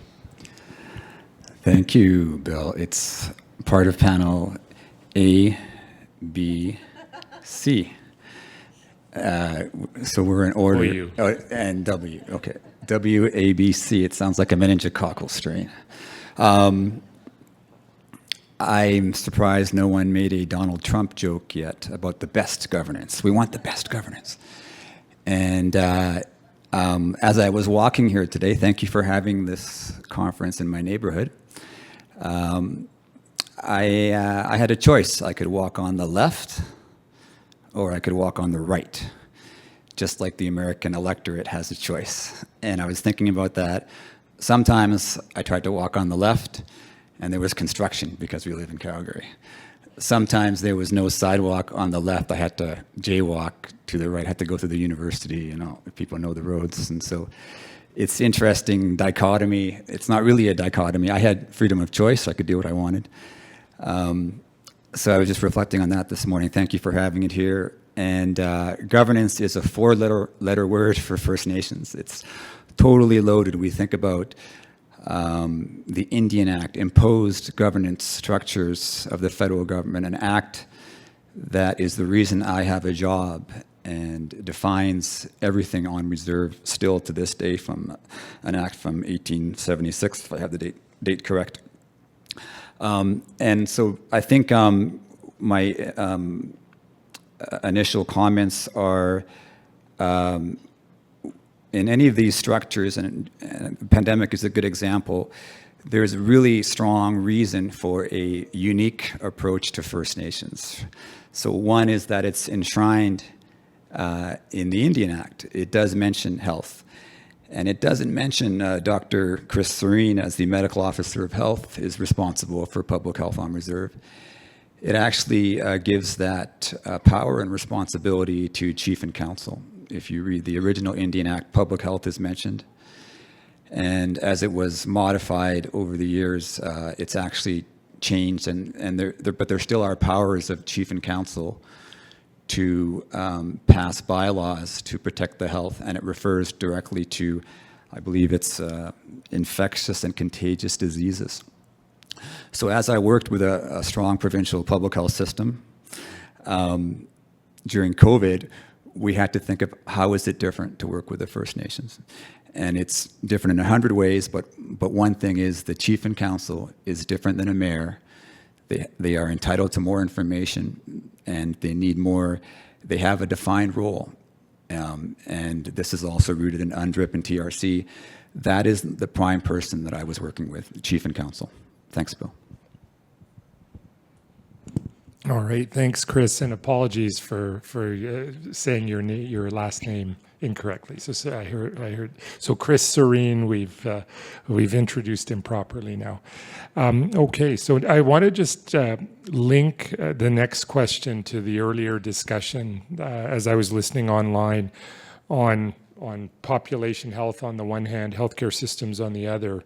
So to the extent that we're talking about public health governance here, in many ways that is distinct but not entirely disconnected from the governance of healthcare systems. So given this, how close or separate do you think that public health governance and healthcare system governance needs to be? Any of you on the panel could address that. Maybe Braden, given your recent role. Well, so in my past role at Alberta Health Services, public health reported up through the portfolio that I was looking after. And in some ways, Alberta Health Services was provincial, and I saw lots of synergies between public health, particularly during a pandemic. in it being aligned with a public health program. And I see lots of benefits to creating tools, whether they're education tools, creating policies and procedures that are provincial but are rolled out in different ways locally, where, you know, the most exciting work to me that public health was doing, though, was the partnerships it had with primary care and communities, and the Healthier Together work that maybe we'll talk about a little bit. And that work was difficult because there wasn't a specific structural relationship between primary care and public health. That was difficult because there wasn't, frankly, there was unease when public health tried to liaise really tightly with communities. Some individuals felt that that wasn't public health's role. And when you say public health, you're referring to the public health team within Alberta Health Services. Good point. I'm referring to the public health effector arm, so not the public health, which is one individual at Alberta Health now. Okay, Chris, you look like you're going to comment there. Yeah, it's an interesting discussion. So over the years, since I graduated from the University of Calgary Public Health and Preventive Medicine Residency Program in 2005, we've seen, and I started training just after regionalization, was that 1996, or something like that, see these changes in AHS, Alberta Health Services, and commonly sort of a misunderstanding from my perspective of the larger health system that, you know, there's a federal responsibility for health on reserve, and AHS does not have a sort of a legal obligation or mandate to provide health services on reserve, which to me is not true, but also neither here nor there, because we're talking about a federal on reserve system that is not the same as Alberta Health Services. A limited subset of health services are funded or provided by the federal government on reserve. And then a First Nation is just like anybody else in Alberta, you, me, and everybody else. The transfer payments come for all Albertans, population-based programs, regardless of where you live. But I had to navigate this context of, well, should AHS be on the reserve? And then what are the important governance structures? Who's responsible for workplace health and safety or things like that that make it hard for a provincial program to leave the office and travel? And of course, technology has made that almost moot, and telehealth, as doctors, we provide services to patients, and doesn't matter to me if they live on the reserve or not, but there is still that invisible barrier. And that kind of fear and uncertainty about how to go on the reserve. Can I go on the reserve? Who do I ask? Do I bring tobacco? These kind of questions, very important questions. But AHS, I think, Braden, we had these discussions about, at times, there's an Indigenous health program in AHS, and it's, are they exclusively working with urban Indigenous populations? You know, or do their programs extend to First Nations? These kind of debates about, well, it's a program for Albertans, so if you're Indigenous, there's an Indigenous health department, if you will, that is for everybody. All right, so we're going to turn to some great audience questions are coming in, and one of them is wrapped into an important question that we had prepared as we discussed the panel, and it relates to, I think, some of the questions that Steini raised in his thought-provoking opening presentation, and that is about the role of research institutions and specifically universities in public health governance, given that the universities are often not explicitly woven into the governance. Are universities sufficiently connected to public health leadership and decisions? Are there any jurisdictions where they're not connected at all? Are there others where a really good paradigm is in place? Maybe I don't know, if Amity, can I put you on the spot to start that answer? Sure, yeah, there's a lot of elements of that question, but I think something that I was thinking about was the role of the university in research, and I guess that's obvious, but not just implementing policy, but studying the policies that might be implemented to improve public health.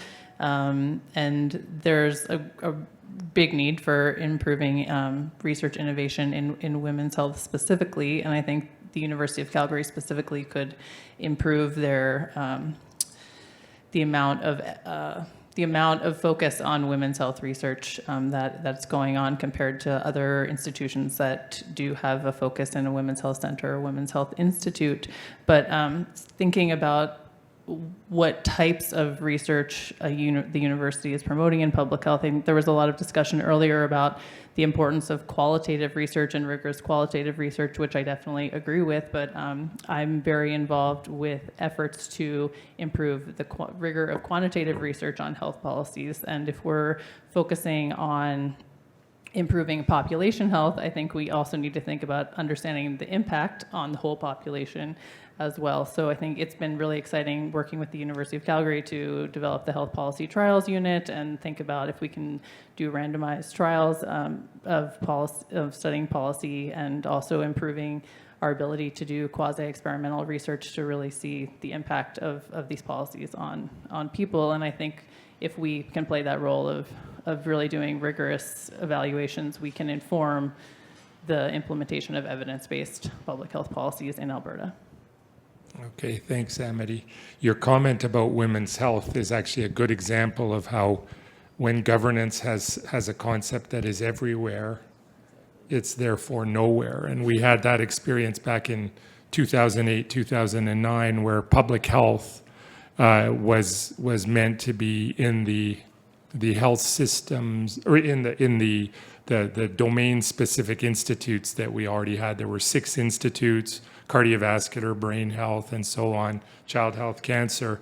And public health was, it's in there, it's in each of those. And so it was everywhere and nowhere, and thus was born Institute 7, which is now the O'Brien Institute for Public Health. So a same comment could be made for women's health. Chris, looked like you were going to jump in on this, and then we will go to these questions. Sure.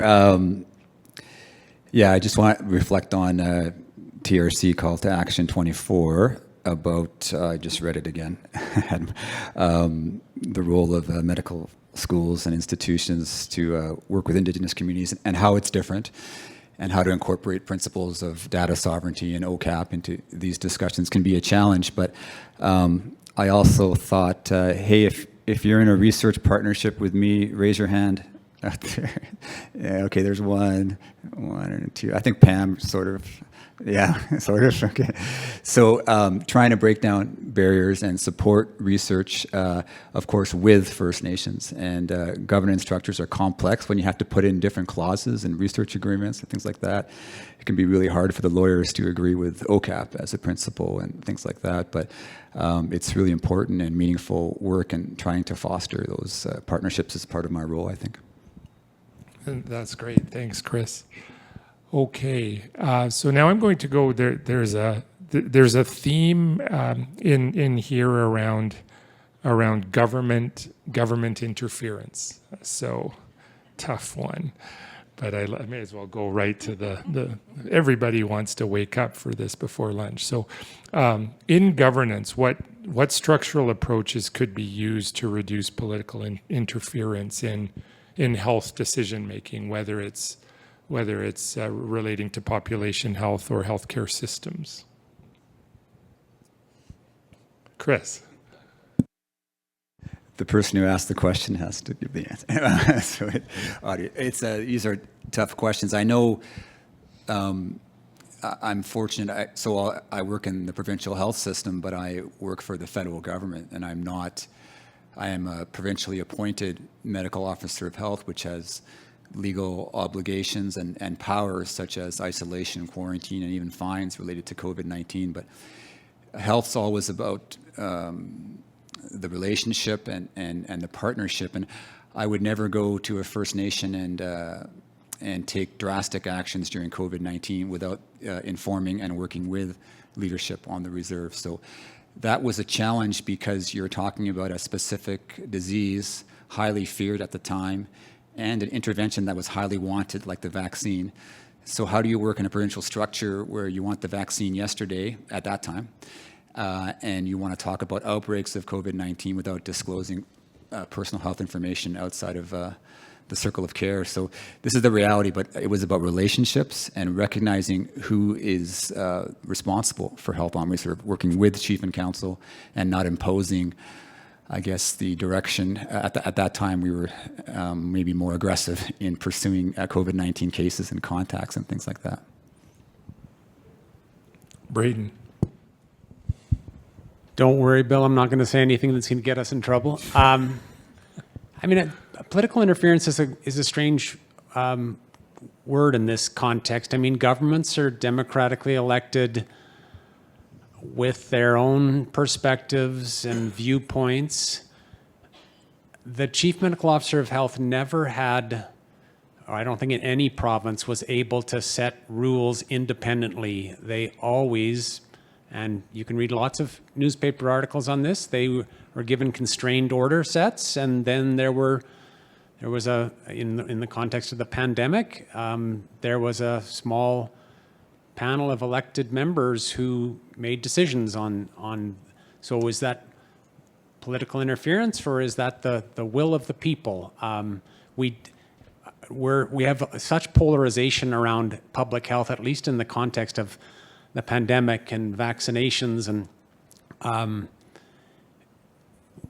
so we're not always going to agree with some of the decisions that are made, but it is the role of elected governments to try to bring together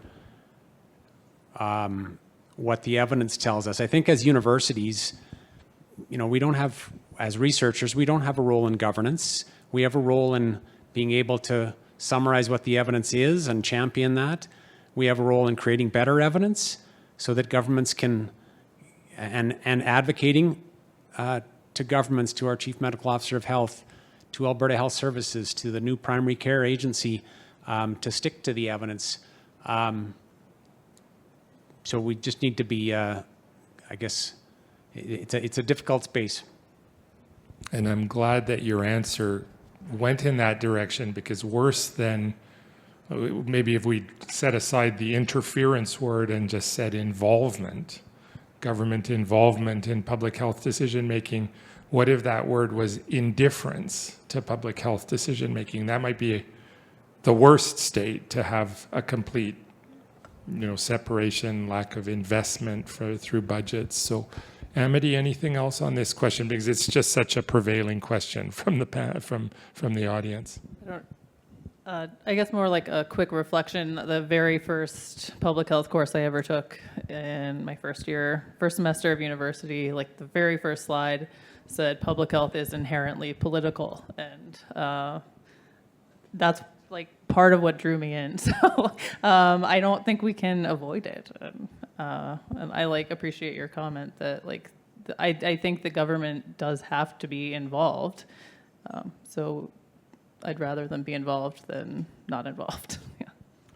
And one of the first, I don't know if it was the first lecture, the first slide, the first minute, but in public health lectures, the definition of politics. I'd never thought of this. What is the definition of politics? And the definition given by a Massachusetts state senator at the time was that politics is the human process of determining who gets what when. And I kind of thought about that. Wow, that's actually, that's politics. So on politics, there's another question that's about the uniquely odd Canadian structure, where we, of course, have provinces and the federal government, and we have a predominance of right-of-center provincial governments, and currently the Liberal government in Ottawa.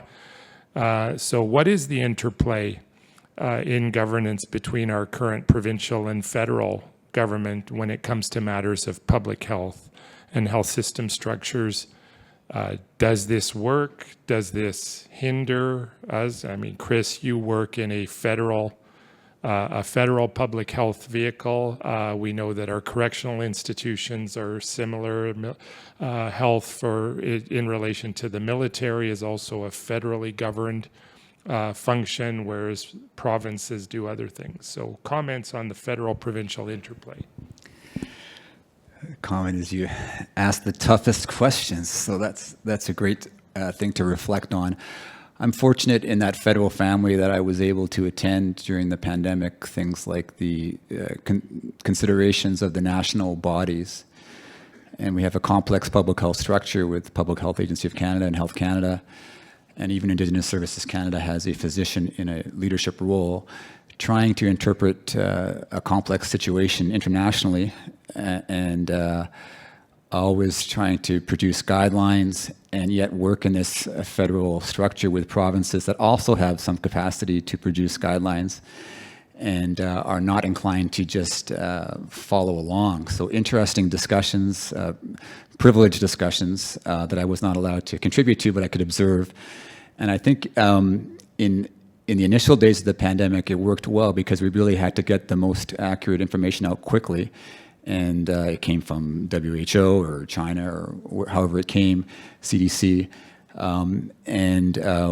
The political will was to I think, what was the strategy? Was it to delay the onset of COVID-19? I think we were successful in that fall of 2020, right? We did delay the onset of COVID-19 and we rallied together, we closed the schools and we learned how to interact differently. And there wasn't a lot of dissent, but then things changed as the pandemic became prolonged and the federal cracks kind of open up and there's no uniform approach to this complex pandemic. And so that's just not the way it works when health is a provincial jurisdiction under the Constitution. So many complex considerations, but I think initially Public Health did a great job and we rallied behind this aggressive approach. And then as the vaccine became available and political will and the public's input was very inconsistent or it was complex. So yeah, things changed later on. All right, Braden. I mean, in some ways, the structure was right. The Public Health Agency of Canada, even at the start of the pandemic, was charged with bringing the evidence together, doing the evidence reviews. They had the NACI, the committee that made recommendations on which vaccines should be used. They've got the task force, which puts out recommendations. I think a lot of times we trip over ourselves in the province trying to do evidence reviews that should be done nationally, and then you transmit that evidence to the provinces who have, of course, most of the scope for implementation in the context of the healthcare system. Of course, it's almost all the provinces. And the same thing with public health. Then at the provincial level, they decide how they're going to implement the evidence that gets summarized nationally. The problem is that we weren't always, during the pandemic, actually, the recommendations that NACI had were pretty much implemented at the provincial level. Where we fall down is the task force's recommendations and how we implement those, whether it's screening for breast cancer or whatever you want to say. What they have recommended isn't always what's implemented in provinces. Not a problem with the structure, I think. It's a problem with the collaboration and the willingness to collaborate between the feds and the provinces. Anything to add, Amity, on this? No? So, and with both of you reflecting on the pandemic, there are international comparisons on quote unquote pandemic performance of Canada relative to other countries, and the findings are interesting. I won't get into them, but sometimes as Canadians we say, well, our horrible Canadian structures, why are things so bad? It's interesting because, as you say, Braden, in many ways positive aspects of how things unfolded. Okay, I think there's probably time to get into one more theme as we get toward the bottom of the hour, and that's the will of the people. So there's a couple of comments here, or questions. One is, should the will of the people be more important than the evidence? So something to ponder. Another question was, in governance, what structures and processes are needed to facilitate public input into public health? So I could give the perspective of, Calgary had a plebiscite on fluoride, water fluoridation. Is that good? That's an approach that puts will of the people certainly at the forefront, and then in hopes that evidence will percolate to those who go to the ballot box for a plebiscite. So comments on will of the people. You know, we could go down to Coutts, Alberta, and go for a walk among the convoy and say, let's talk vaccines, and get a perspective there. So that will of the people, that was a subset of the people. So how do we get in governance the will of the people, and will it be informed? So Braden. Well, if you went down to Coutts, I think you would find that there's various forms of evidence. There's evidence on how well a policy works or what the impacts on health outcomes are, but there's also people's perspectives and people's experience, and that's an important form of evidence as well. So when we think that people aren't following the evidence, well, they might just be following what they think are different forms of evidence. But what always amazes me is that we're pretty good at being sheep.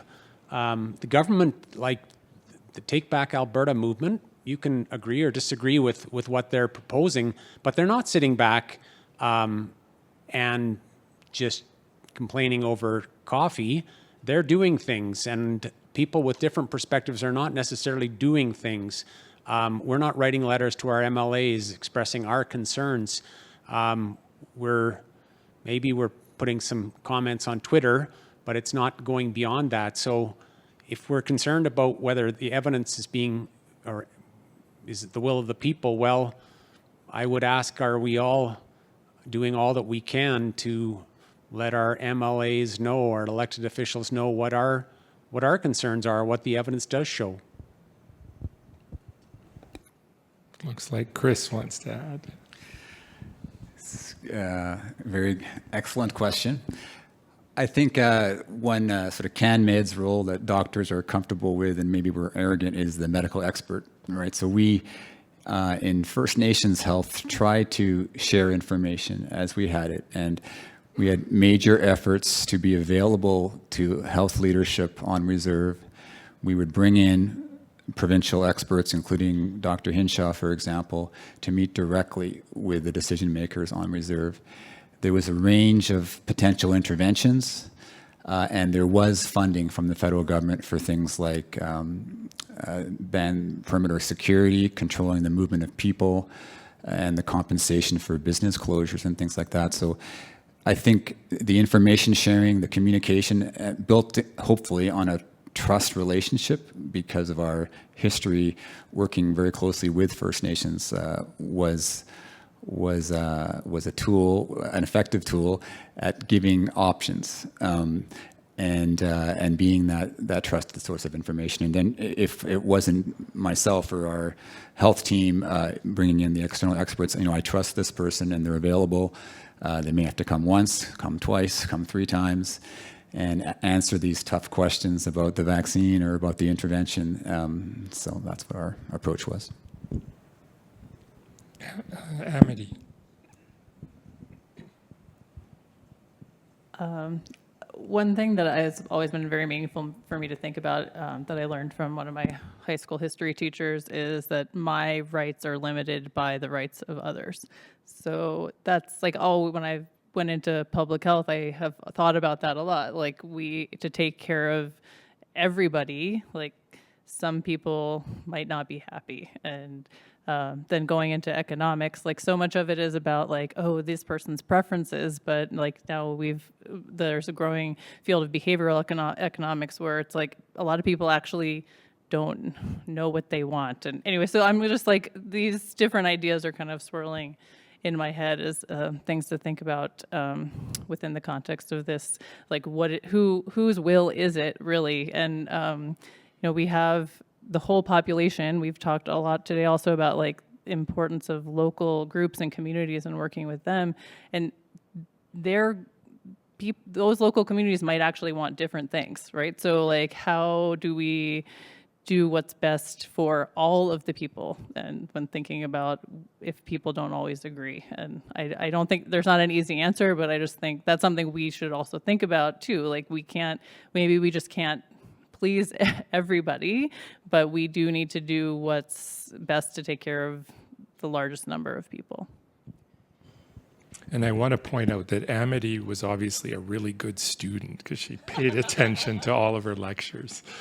So we're pivoting, and there are these very menacing signs that get flashed. A couple of minutes left. So closing words, about 30 seconds or so each. Any concluding remarks? And we'll start maybe at the other end of the table. Chris first, and then I will close and turn it back to Kirsten, I think. But Chris. Yeah, well, that had me thinking a lot. We needed an ethicist at this table, I think, to help us navigate this. And relationship building, recognizing difference, building trust will help us the next time we have a pandemic, and we already have a syphilis outbreak that differentially impacts Alberta's Indigenous population. So we have a lot of examples of how to work together. Governance is a tough thing to think through, and models are tough, but I think building on the relationship and the trust is something we're committed to do on reserve. Thanks for having me. Braden. When I was working at Alberta Health Services, I was always, so Healthier Together is this community initiative from AHS Public Health, where they go out to communities, they ask them, what priorities do you think are important? Maybe it's reducing smoking rates, maybe it's healthy activity, maybe they're concerned about drug and addictions, but whatever their priorities are, AHS will work with them. They have evidence-based toolkits that then they will help the community roll out, and they'll figure out what the strategy is. And there was, I'm not sure if there still is, a Alberta Health community survey that actually identifies what people's baseline behaviors are. It was happening, and it just, to me, that sounded like the perfect opportunity to roll out, to work with researchers, to have researchers in there to evaluate this program and see whether health behaviors changed. But it was hard to pull researchers in. And so if you're interested in that space, you should chat with Gary and others who are here today. I would love to see us involved at the coalface. This is not the kind of research you can do in your office. I know you know that because you're out with communities, but it's important to engage with public health on this as well. Amity. For as much as I've promoted an idea of like that I believe we should work with the system, not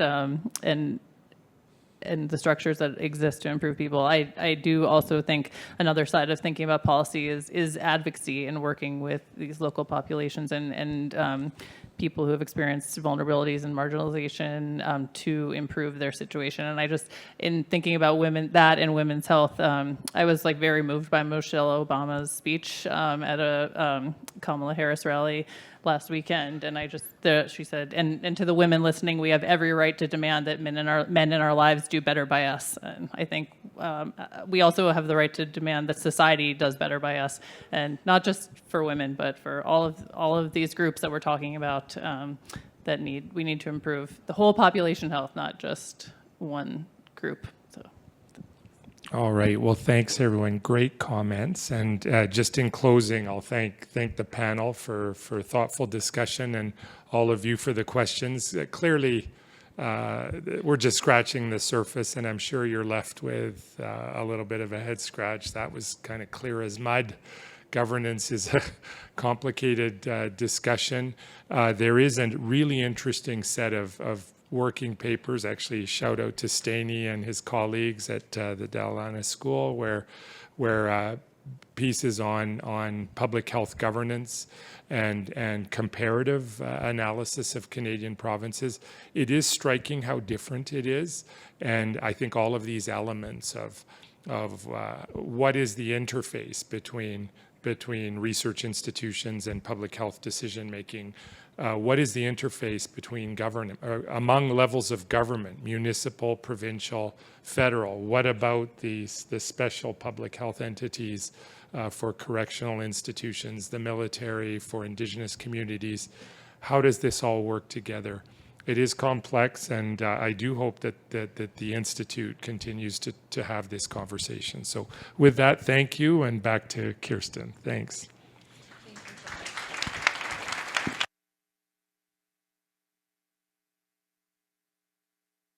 Well, is it on? Thank you. Thanks, everyone. So it's lunchtime. More hot food at the back and back to the booths and everyone who's set up over there. We have about 45 minutes before we have our second keynote address after the lunch break. So please continue these conversations over some food.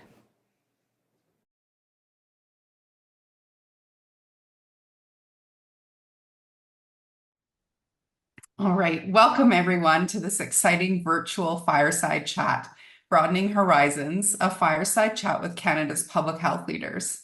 Today, we have the privilege of hearing from three of Canada's foremost leaders in public health research. This conversation comes at a pivotal time as we grapple with complex and interconnected public health challenges that span local, national, and global contexts. Public health is evolving rapidly, and with that evolution comes a broadening of its definition. What used to be narrowly defined as disease prevention and control now encompasses social determinants of health, health systems, emergency preparedness, and much more. This broader definition presents both opportunities and challenges, especially when it comes to research and policy integration. Our panelists today represent key institutes and units within the Canadian Institutes of Health Research, each with a distinct but overlapping mandate in public health. Together, they will discuss how this broad view of public health can impact research, policy, and practice. We'll explore the advantages of this integrated approach and also consider when it might be more effective to take a narrower focus. I'm thrilled to introduce our speakers, Dr. Kate Frohlich, Scientific Director of the CHR Institute for Population and Public Health, Dr. Rick Glazier, the Scientific Director of the CHR Institute for Health Services and Policy Research, and Dr. Marisa Creatore, Executive Director of the CHR Center for Research on Pandemic Preparedness and Health Emergencies. So let's dive in. Okay, so the first question is, what is the mandate, mission, or function of each of your institutes and centers? And I'm going to throw it to Dr. Frohlich first. Thank you. If you don't mind, I'm actually going to read it because it's written right into the CIHR statutes, and I wanted to do it correctly. So the mandate of IPPH is to support research into the complex biological, social, cultural, and environmental interactions that determine the health of individuals, communities, and global populations, and to apply knowledge to improve the health of individuals and populations through strategic partnerships with population and public health stakeholders and innovative research funding programs. Now, our mission, which is obviously follows from the mandate, is to improve the health of populations and promote health equity in Canada and globally through research and its application to policies, programs, and practice in public health and other sectors. Fantastic, thank you. And I'll throw it over to Dr. Glazier. I'm also going to read the IHSPR, or Institute of Health Services and Policy Research mandate. These are handed down to us from on high, like in the CHR Act. So it's not like we have a choice. We can't actually change our mandates. This is what we are given. And in the case of IHSPR, it's to support innovative research, capacity building, and knowledge translation initiatives designed to improve the way healthcare services are organized, regulated, managed, financed, paid for, used, and delivered in the interest of improving the health and quality of life of all Canadians. So that's kind of the broad sort of mandate. I will say the ultimate goal is improving health for everyone across the country, which is different. We sometimes, we're still called Pillar 3, which is health system. We sometimes really have to distinguish ourselves from clinical services. And also, and in this conversation, we maybe won't distinguish ourselves quite so much from population and public health, but it's not really the same as improving the diagnosis and treatment of diseases and injuries. It's really more about the system issues. And our vision is to accelerate health system transformation that achieves the quadruple aim, which we would, and health equity, which we would now call the quintuple aim. And last but not least, Dr. Creatore. Thank you, Kirsten. So actually, as the new kid on the block, I don't have a official mandate and goal handed to me from the CIHR Act. And what we have on our website, there's a lot of good information on the website, but as the center was only established in 2022, or it was only announced in 2022, we're still refining some of that language and some of the nuance in terms of exactly the space that we occupy vis-a-vis other bodies and other organizations. But I can say that right now, the mandate is written as the Center for Research on Pandemic Preparedness and Health Emergencies mandate is to invest in and support research and training for pandemic and health emergency preparedness, prevention, response, and recovery, and to help mobilize that research so it can contribute meaningfully to timely, equitable, and effective responses. So we have you all sitting here virtually, and from our little chat beforehand, this is obviously far from the first time you've all worked together. So I'm wondering if you guys could walk us through how your missions or mandates or tasks or any of that overlap. Rick got a little bit to that, but I wonder if you could tell us about some of the other ways that your center and institutes have worked together. I was thinking about this question, and I think it's really interesting how the Venn diagram sits and overlaps with the Institute of Population and Public Health and then the Institute of Health Services and Policy Research, because emergency preparedness and response is, by definition, with the Public Health Agency of Canada, and in Canada, it is an essential public health function. So the purpose of the center overlaps clearly and explicitly with public health, and therefore the institute. But then at the same time, health emergency response and health emergency management relies on, and that includes ensuring the integrity of the healthcare system, right? Because we need to make sure that the healthcare system and the healthcare infrastructure is able to continue to deliver on essential services, essential medical services. And then, of course, within that, primary care plays such an important role in terms of emergency response, even above and beyond just other essential healthcare infrastructure. So I think the center, the mandate, overlaps really clearly in the emergency preparedness and response, relying heavily on public health systems, resilient public health systems being well-financed and resilient, clearly, from everything from development of vaccines and delivery of vaccines to interventions, rolling out medical and non-pharmaceutical or non-pharmacological, countermeasures. But then all the way to the need for our health care systems to be able to care for people in emergencies. And then, of course, which overlaps with both my colleagues' institutes, is that it also involves being able to engage with community and patient partners and ensure that we have trust in the community and in the population around our public health and healthcare systems. That when it comes to like these areas of overlap, we kind of artificially sometimes separate the public health and population health from the health system. So if we think about preventive health care, and this varies a lot province to province, but in provinces I'm familiar with, and again, with apologies to Alberta, I'm not exactly 100% sure. Like I may be saying something that's a bit Ontario-centric here, and I know that's nobody here is sure what is that's a capital right offense, now. I know out west, but the vast majority of vaccinations, for example, in Ontario are given by family doctors. Vaccinations, smoking cessation, cancer screening, dealing with unhealthy diets, lack of physical activity, dealing with high lipids, dealing with hypertension, all the preventive, the dietary and preventive issues. But increasingly in areas like primary care where I work, we're very focused on social determinants of health. We're doing a lot of social prescribing. We're trying to work upstream as best that we can. And also, I would say within my mandate, or within our mandate at the Institute of Health Services and Policy Research, it does not exclude the public health system as part of the system. You know, if we're thinking about how we organize care, how we pay for it, who's accountable, just all those kinds of issues. You know, public health has to rest, public health and population health have, as Marisa had said, have to rest on a strong health services, on a strong health system.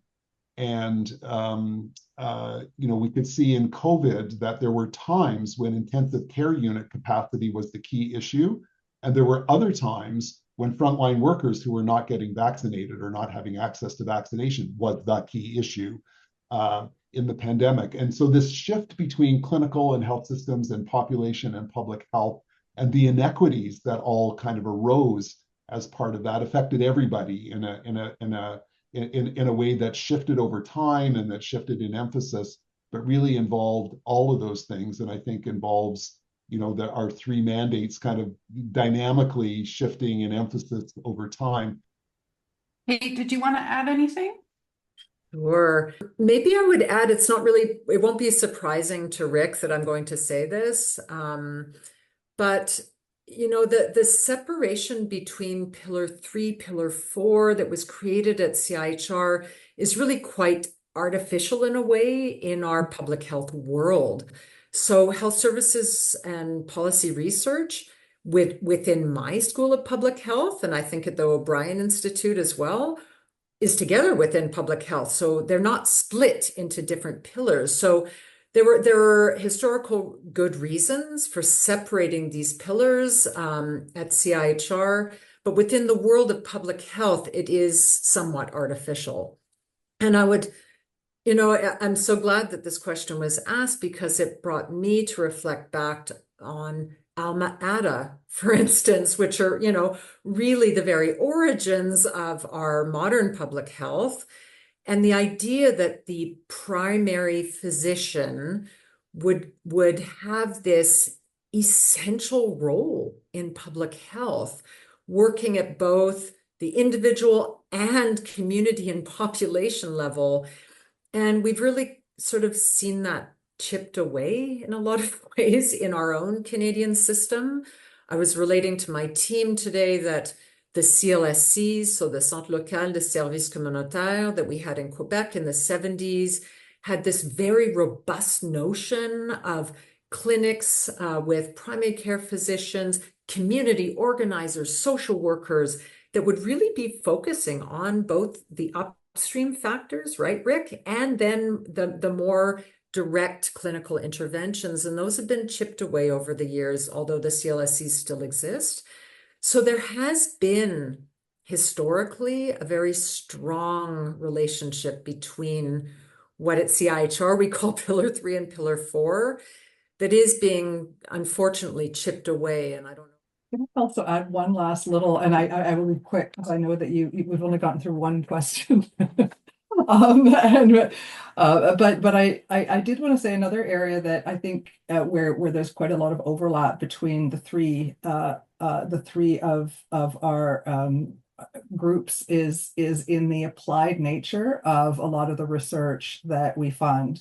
You know, it really in terms of improving that integration of research and practice policy interface. And I think that's, again, this is a very Pillar 3-4 phenomenon where a lot of this research really is really aimed at improving systems, right? The systems upon which that research is focused. And that's another area where we collaborate quite a lot. And I'm thinking, you know, on some of the, with Rick's Institute, at least, you know, the embedded research opportunities that we co-fund are really integral. How can public health research institutions bridge the gap between research findings and policy implementation to ensure timely and effective public health interventions? The research that we do has to be relevant to both the populations that it's serving and to the decision makers. So we really need to be canvassing and understanding both the needs of those who will be putting the policies into place, but also the needs of our communities that we're serving. And a lot of that can be brokered in a way by working directly with implementation partners who can sometimes be those bridges between the world of policy and the world of the community. And so there's a lot of interesting work that we've been doing at our institute, and I'd be curious to hear from the other two as well, in really having this intersectoral work that's sort of embedded right into the research program between researchers, NGOs, public health officials, and the policymakers working together towards solutions. So that's one of the first ways. The second way is really fostering knowledge mobilization efforts through all kinds of resources that can be useful. And the third way is to promote rapid response research, which Marisa will be definitely able to speak to much more deeply than I can, but just to ensure that the research that we're conducting is responding to the very quick changing needs. And we've really seen this over the last year or two with climate change, with COVID, with H5N1. I mean, there are just so many quick needs from the policy and research communities. So those are my three thoughts for now. I'll hand over to my colleagues. Thanks, Kate. Marisa, did you want to go next? Sure. Happy to do so.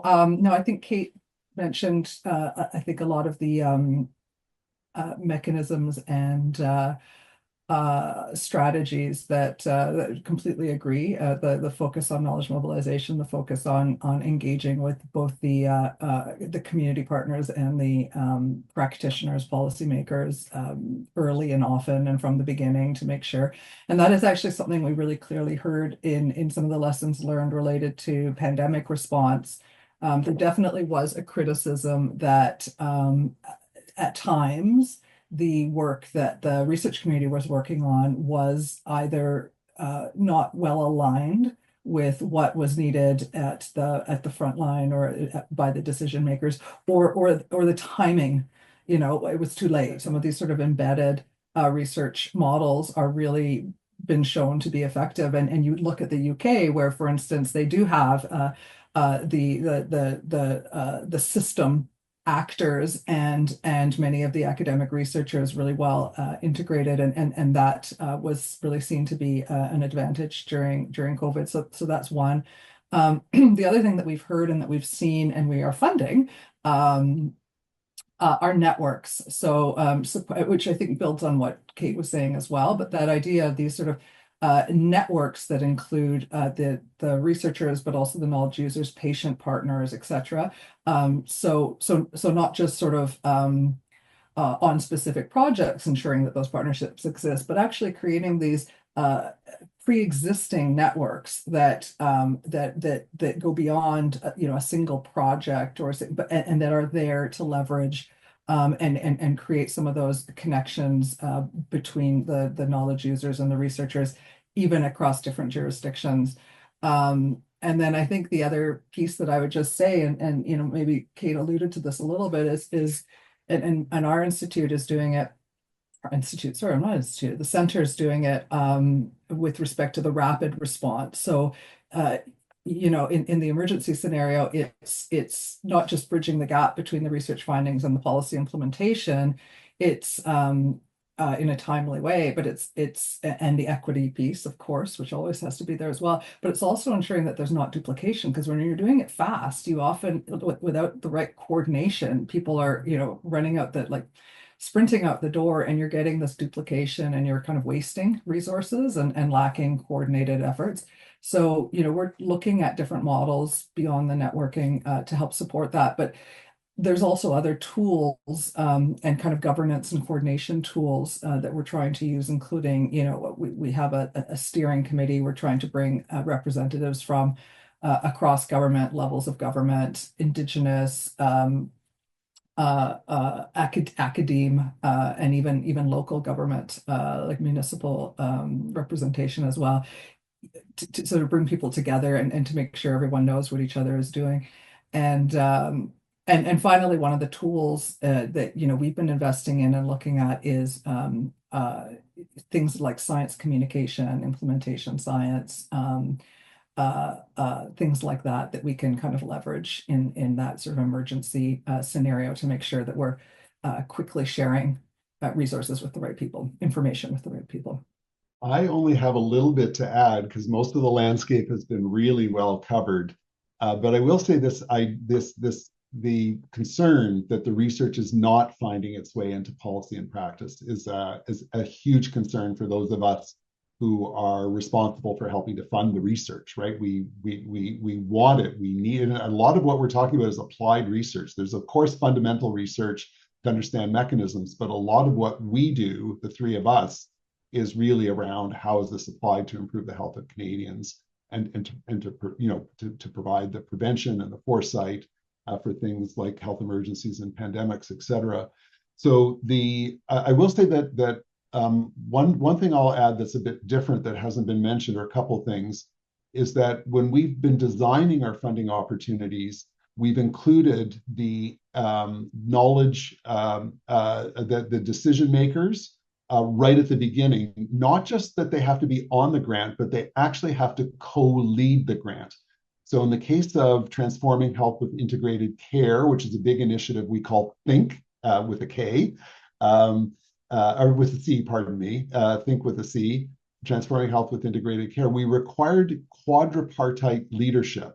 I was worried we'd made the term up, but it's actually a real term, which involves the researcher, but also policymaker, a patient, and a clinician have to co-lead the grant. And it has to follow a major policy problem or policy issue. We've had that either tripartite or quadripartite leadership requirement for actually every single funding opportunity that we've had, so that the end users are actually engaged from the beginning, the integrated knowledge mobilization or integrated knowledge translation kind of thing. We also were really challenged because of the mismatch in timing, Marisa, that you referred to, is that when we were designing our workforce grant, people challenged us. They said, "Hey, listen, you're going to have this grant roll out in a year and a half.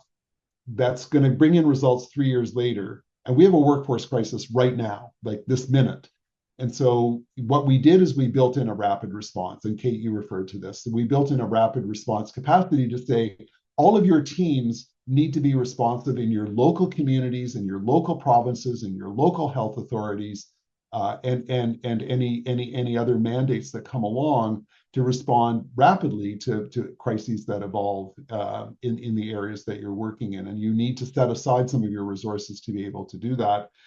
And then a couple of other things I'll say is around embeddedness has come up already, but I can't help but talk briefly about the Health System Impact Fellowship and now Early Career, and I know there's been a lot of uptake in Alberta. There's been uptake at the Public Health Agency of Canada and Public Health across the country, and all 13 institutes are actually participating in the Health System Impact Program now, and with many of the provincial partners across the country, more than 100 health system organizations, many of which are public health organizations, and 26 universities. So this program on embedded science training and now embedded early career researchers has led many people into kind of hybrid roles where they're with a health agency or public health agency and also have a foot at the university as well. And they actually get dual mentorship from academia and the health system organization or public health organization where they land. So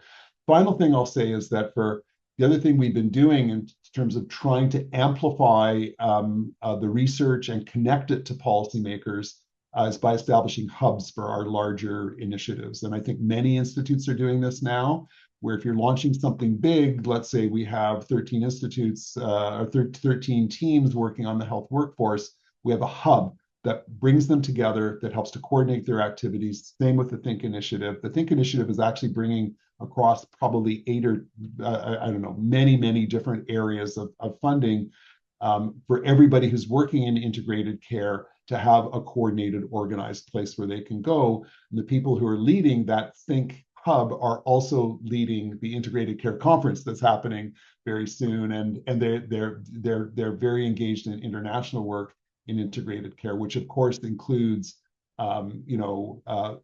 primary home and community care, acute care, but also upstream determinants of health and community and social services, education system, et cetera, all of those things. So we think about integrated care broadly, having these hubs to work together with all the different teams that we've funded and to help connect and amplify their messages and to do some synthesis and to connect with policymakers is just another kind of strategy that we've been using in this realm. Kirsten, may I just one other thing? I did again, just to build on what Rick and Kate was saying, and I don't think I said it explicitly, but I think it bears saying that I think at least in the context of the emergency response, one of the key things, I mentioned networks and these tools and Rick mentioned hubs and some of these partnerships and it has to be already there before it's needed. This is one of the learnings as well, and one of the core features of the types of investments that the center is doing. What we did learn is that in the midst of an emergency, most of the research activity has got to be focused on the knowledge mobilization, not on creating brand new knowledge. Some of that will happen, but most of the information needs to be ready to go, and then it's a matter of how do we mobilize that information. So that ability to quickly bring that information to the people who need to use it, those platforms, those networks, those relationships with community groups, patient partners, those need to already exist and need to be funded and supported so that they're there and ready to go if needed to be activated during an emergency. You can't build it on the fly. So we might only have time for one more question, but that's okay, because I want to give you all an opportunity to share any news or updates from your individual portfolios for the people in the room. I would maybe just start by answering one of the questions we weren't asked, just because it does help to give a bit of a context to where we're going at IPPH. So Pillar 4 is distinct from Pillar 3.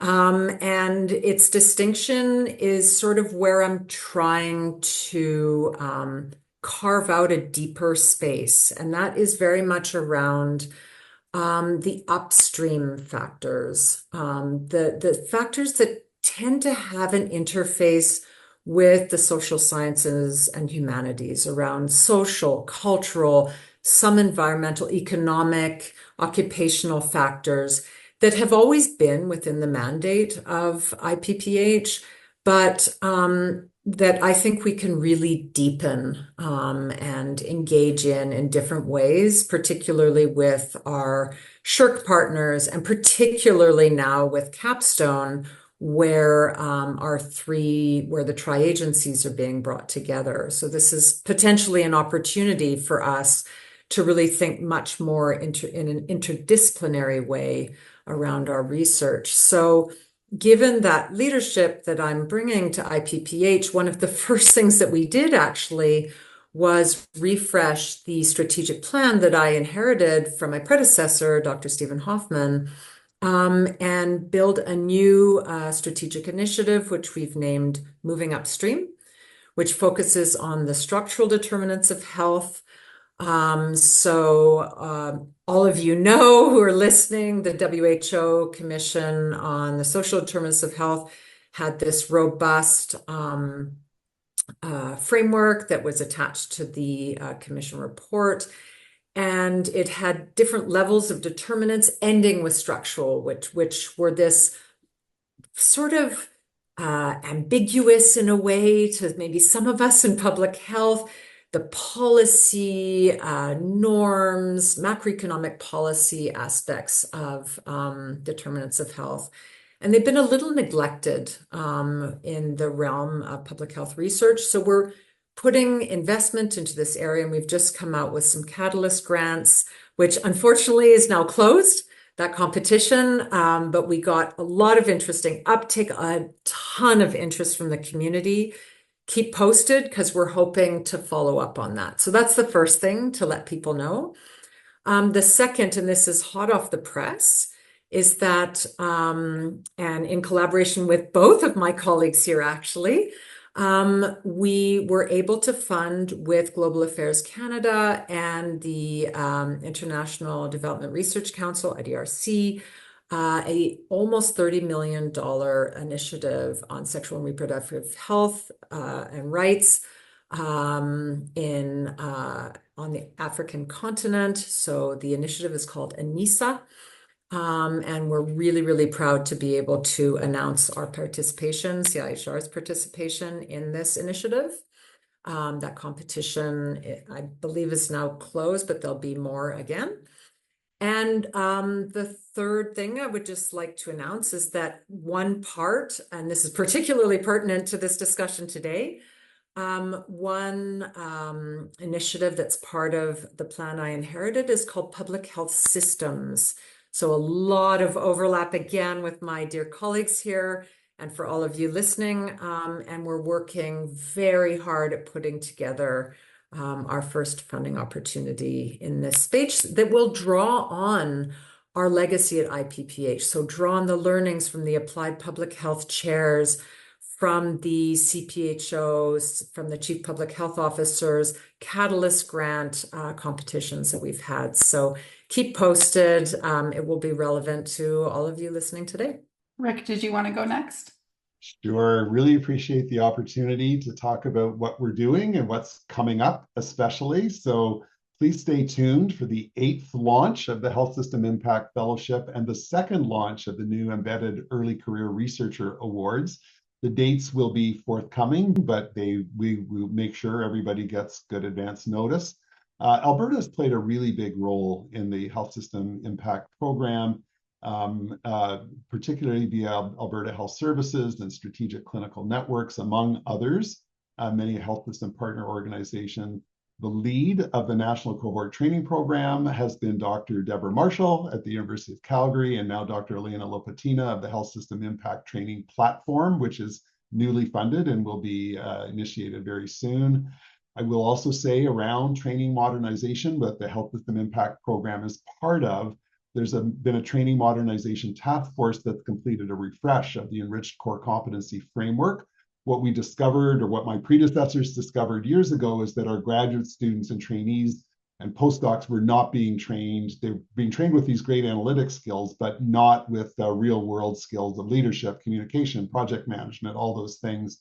So that framework was developed quite a few years ago and has been recently updated for the enriched core competencies, now to include transversal domains in equity, diversity, inclusion, and ableism, and also Indigenous cultural safety and humility have been added to the framework, not as competencies, but as transversal elements, knowing that we're all on this journey.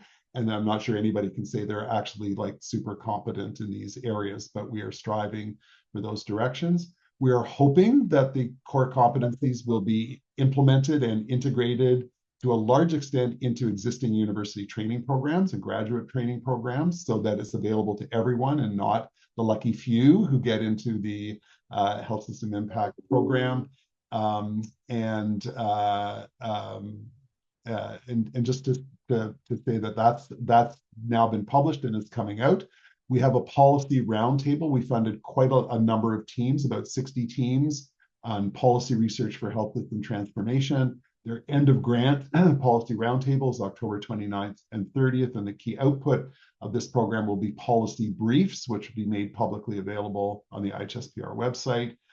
There will be lots of great work coming from the Transforming Health for Integrated Care Initiative, the Think Initiative, Knowledge Mobilization and Impact Hub, and the Health Workforce Evidence Support and Knowledge Mobilization Hub. So these hubs are getting deeply engaged in all this work. So those are things to stay tuned about that are coming from IHSPR, and thanks for that opportunity, for that nice plug. Fantastic. And Marisa, please go ahead. Thank you, Kirsten. It's so exciting to hear all this amazing these amazing initiatives coming from my colleagues here. I actually wanted to do something similar to what Kate did, where I did want to answer sort of some of the question about, you know, what's exciting and what's coming from the center, but at the same time, it's actually a good segue into also addressing one of the questions that we were not asked around maybe how the center might be a little bit different from my colleagues, but also just from a CIHR perspective. So one interesting priority that the center has been developing is in the space of One Health. So not to say that others at CIHR aren't interested in One Health, but I think there's a real necessity if you're doing a pandemic and health emergency focus, it's really pretty much impossible to do it without taking a One Health approach. You know, since we know that about 2/3 of human infections have animal origins, if you're really looking at trying to sort of prevent and prepare for, you really do have to work at that interface of the human, animal, and environmental systems. And I think that is pretty, I would go so far as to say that's pretty unique with the center, that we are working hand in glove, not just with our colleagues within CIHR, but we're working closely with NSERC and SSHRC and the Canadian Food Inspection Agency and others, in the animal and in the environmental space. And this is sort of a burgeoning area within in Canada, and a lot of good work is being done, but we've actually invested quite a lot. So we've in addition to the wonderful training platform that we partnered with Rick and his institute on around, you know, the health systems and competencies, we've also funded 2 60-year training platforms on One Health. So one specifically, and we co-funded, we co-funded it with our colleagues at the Institute of Infection and Immunity.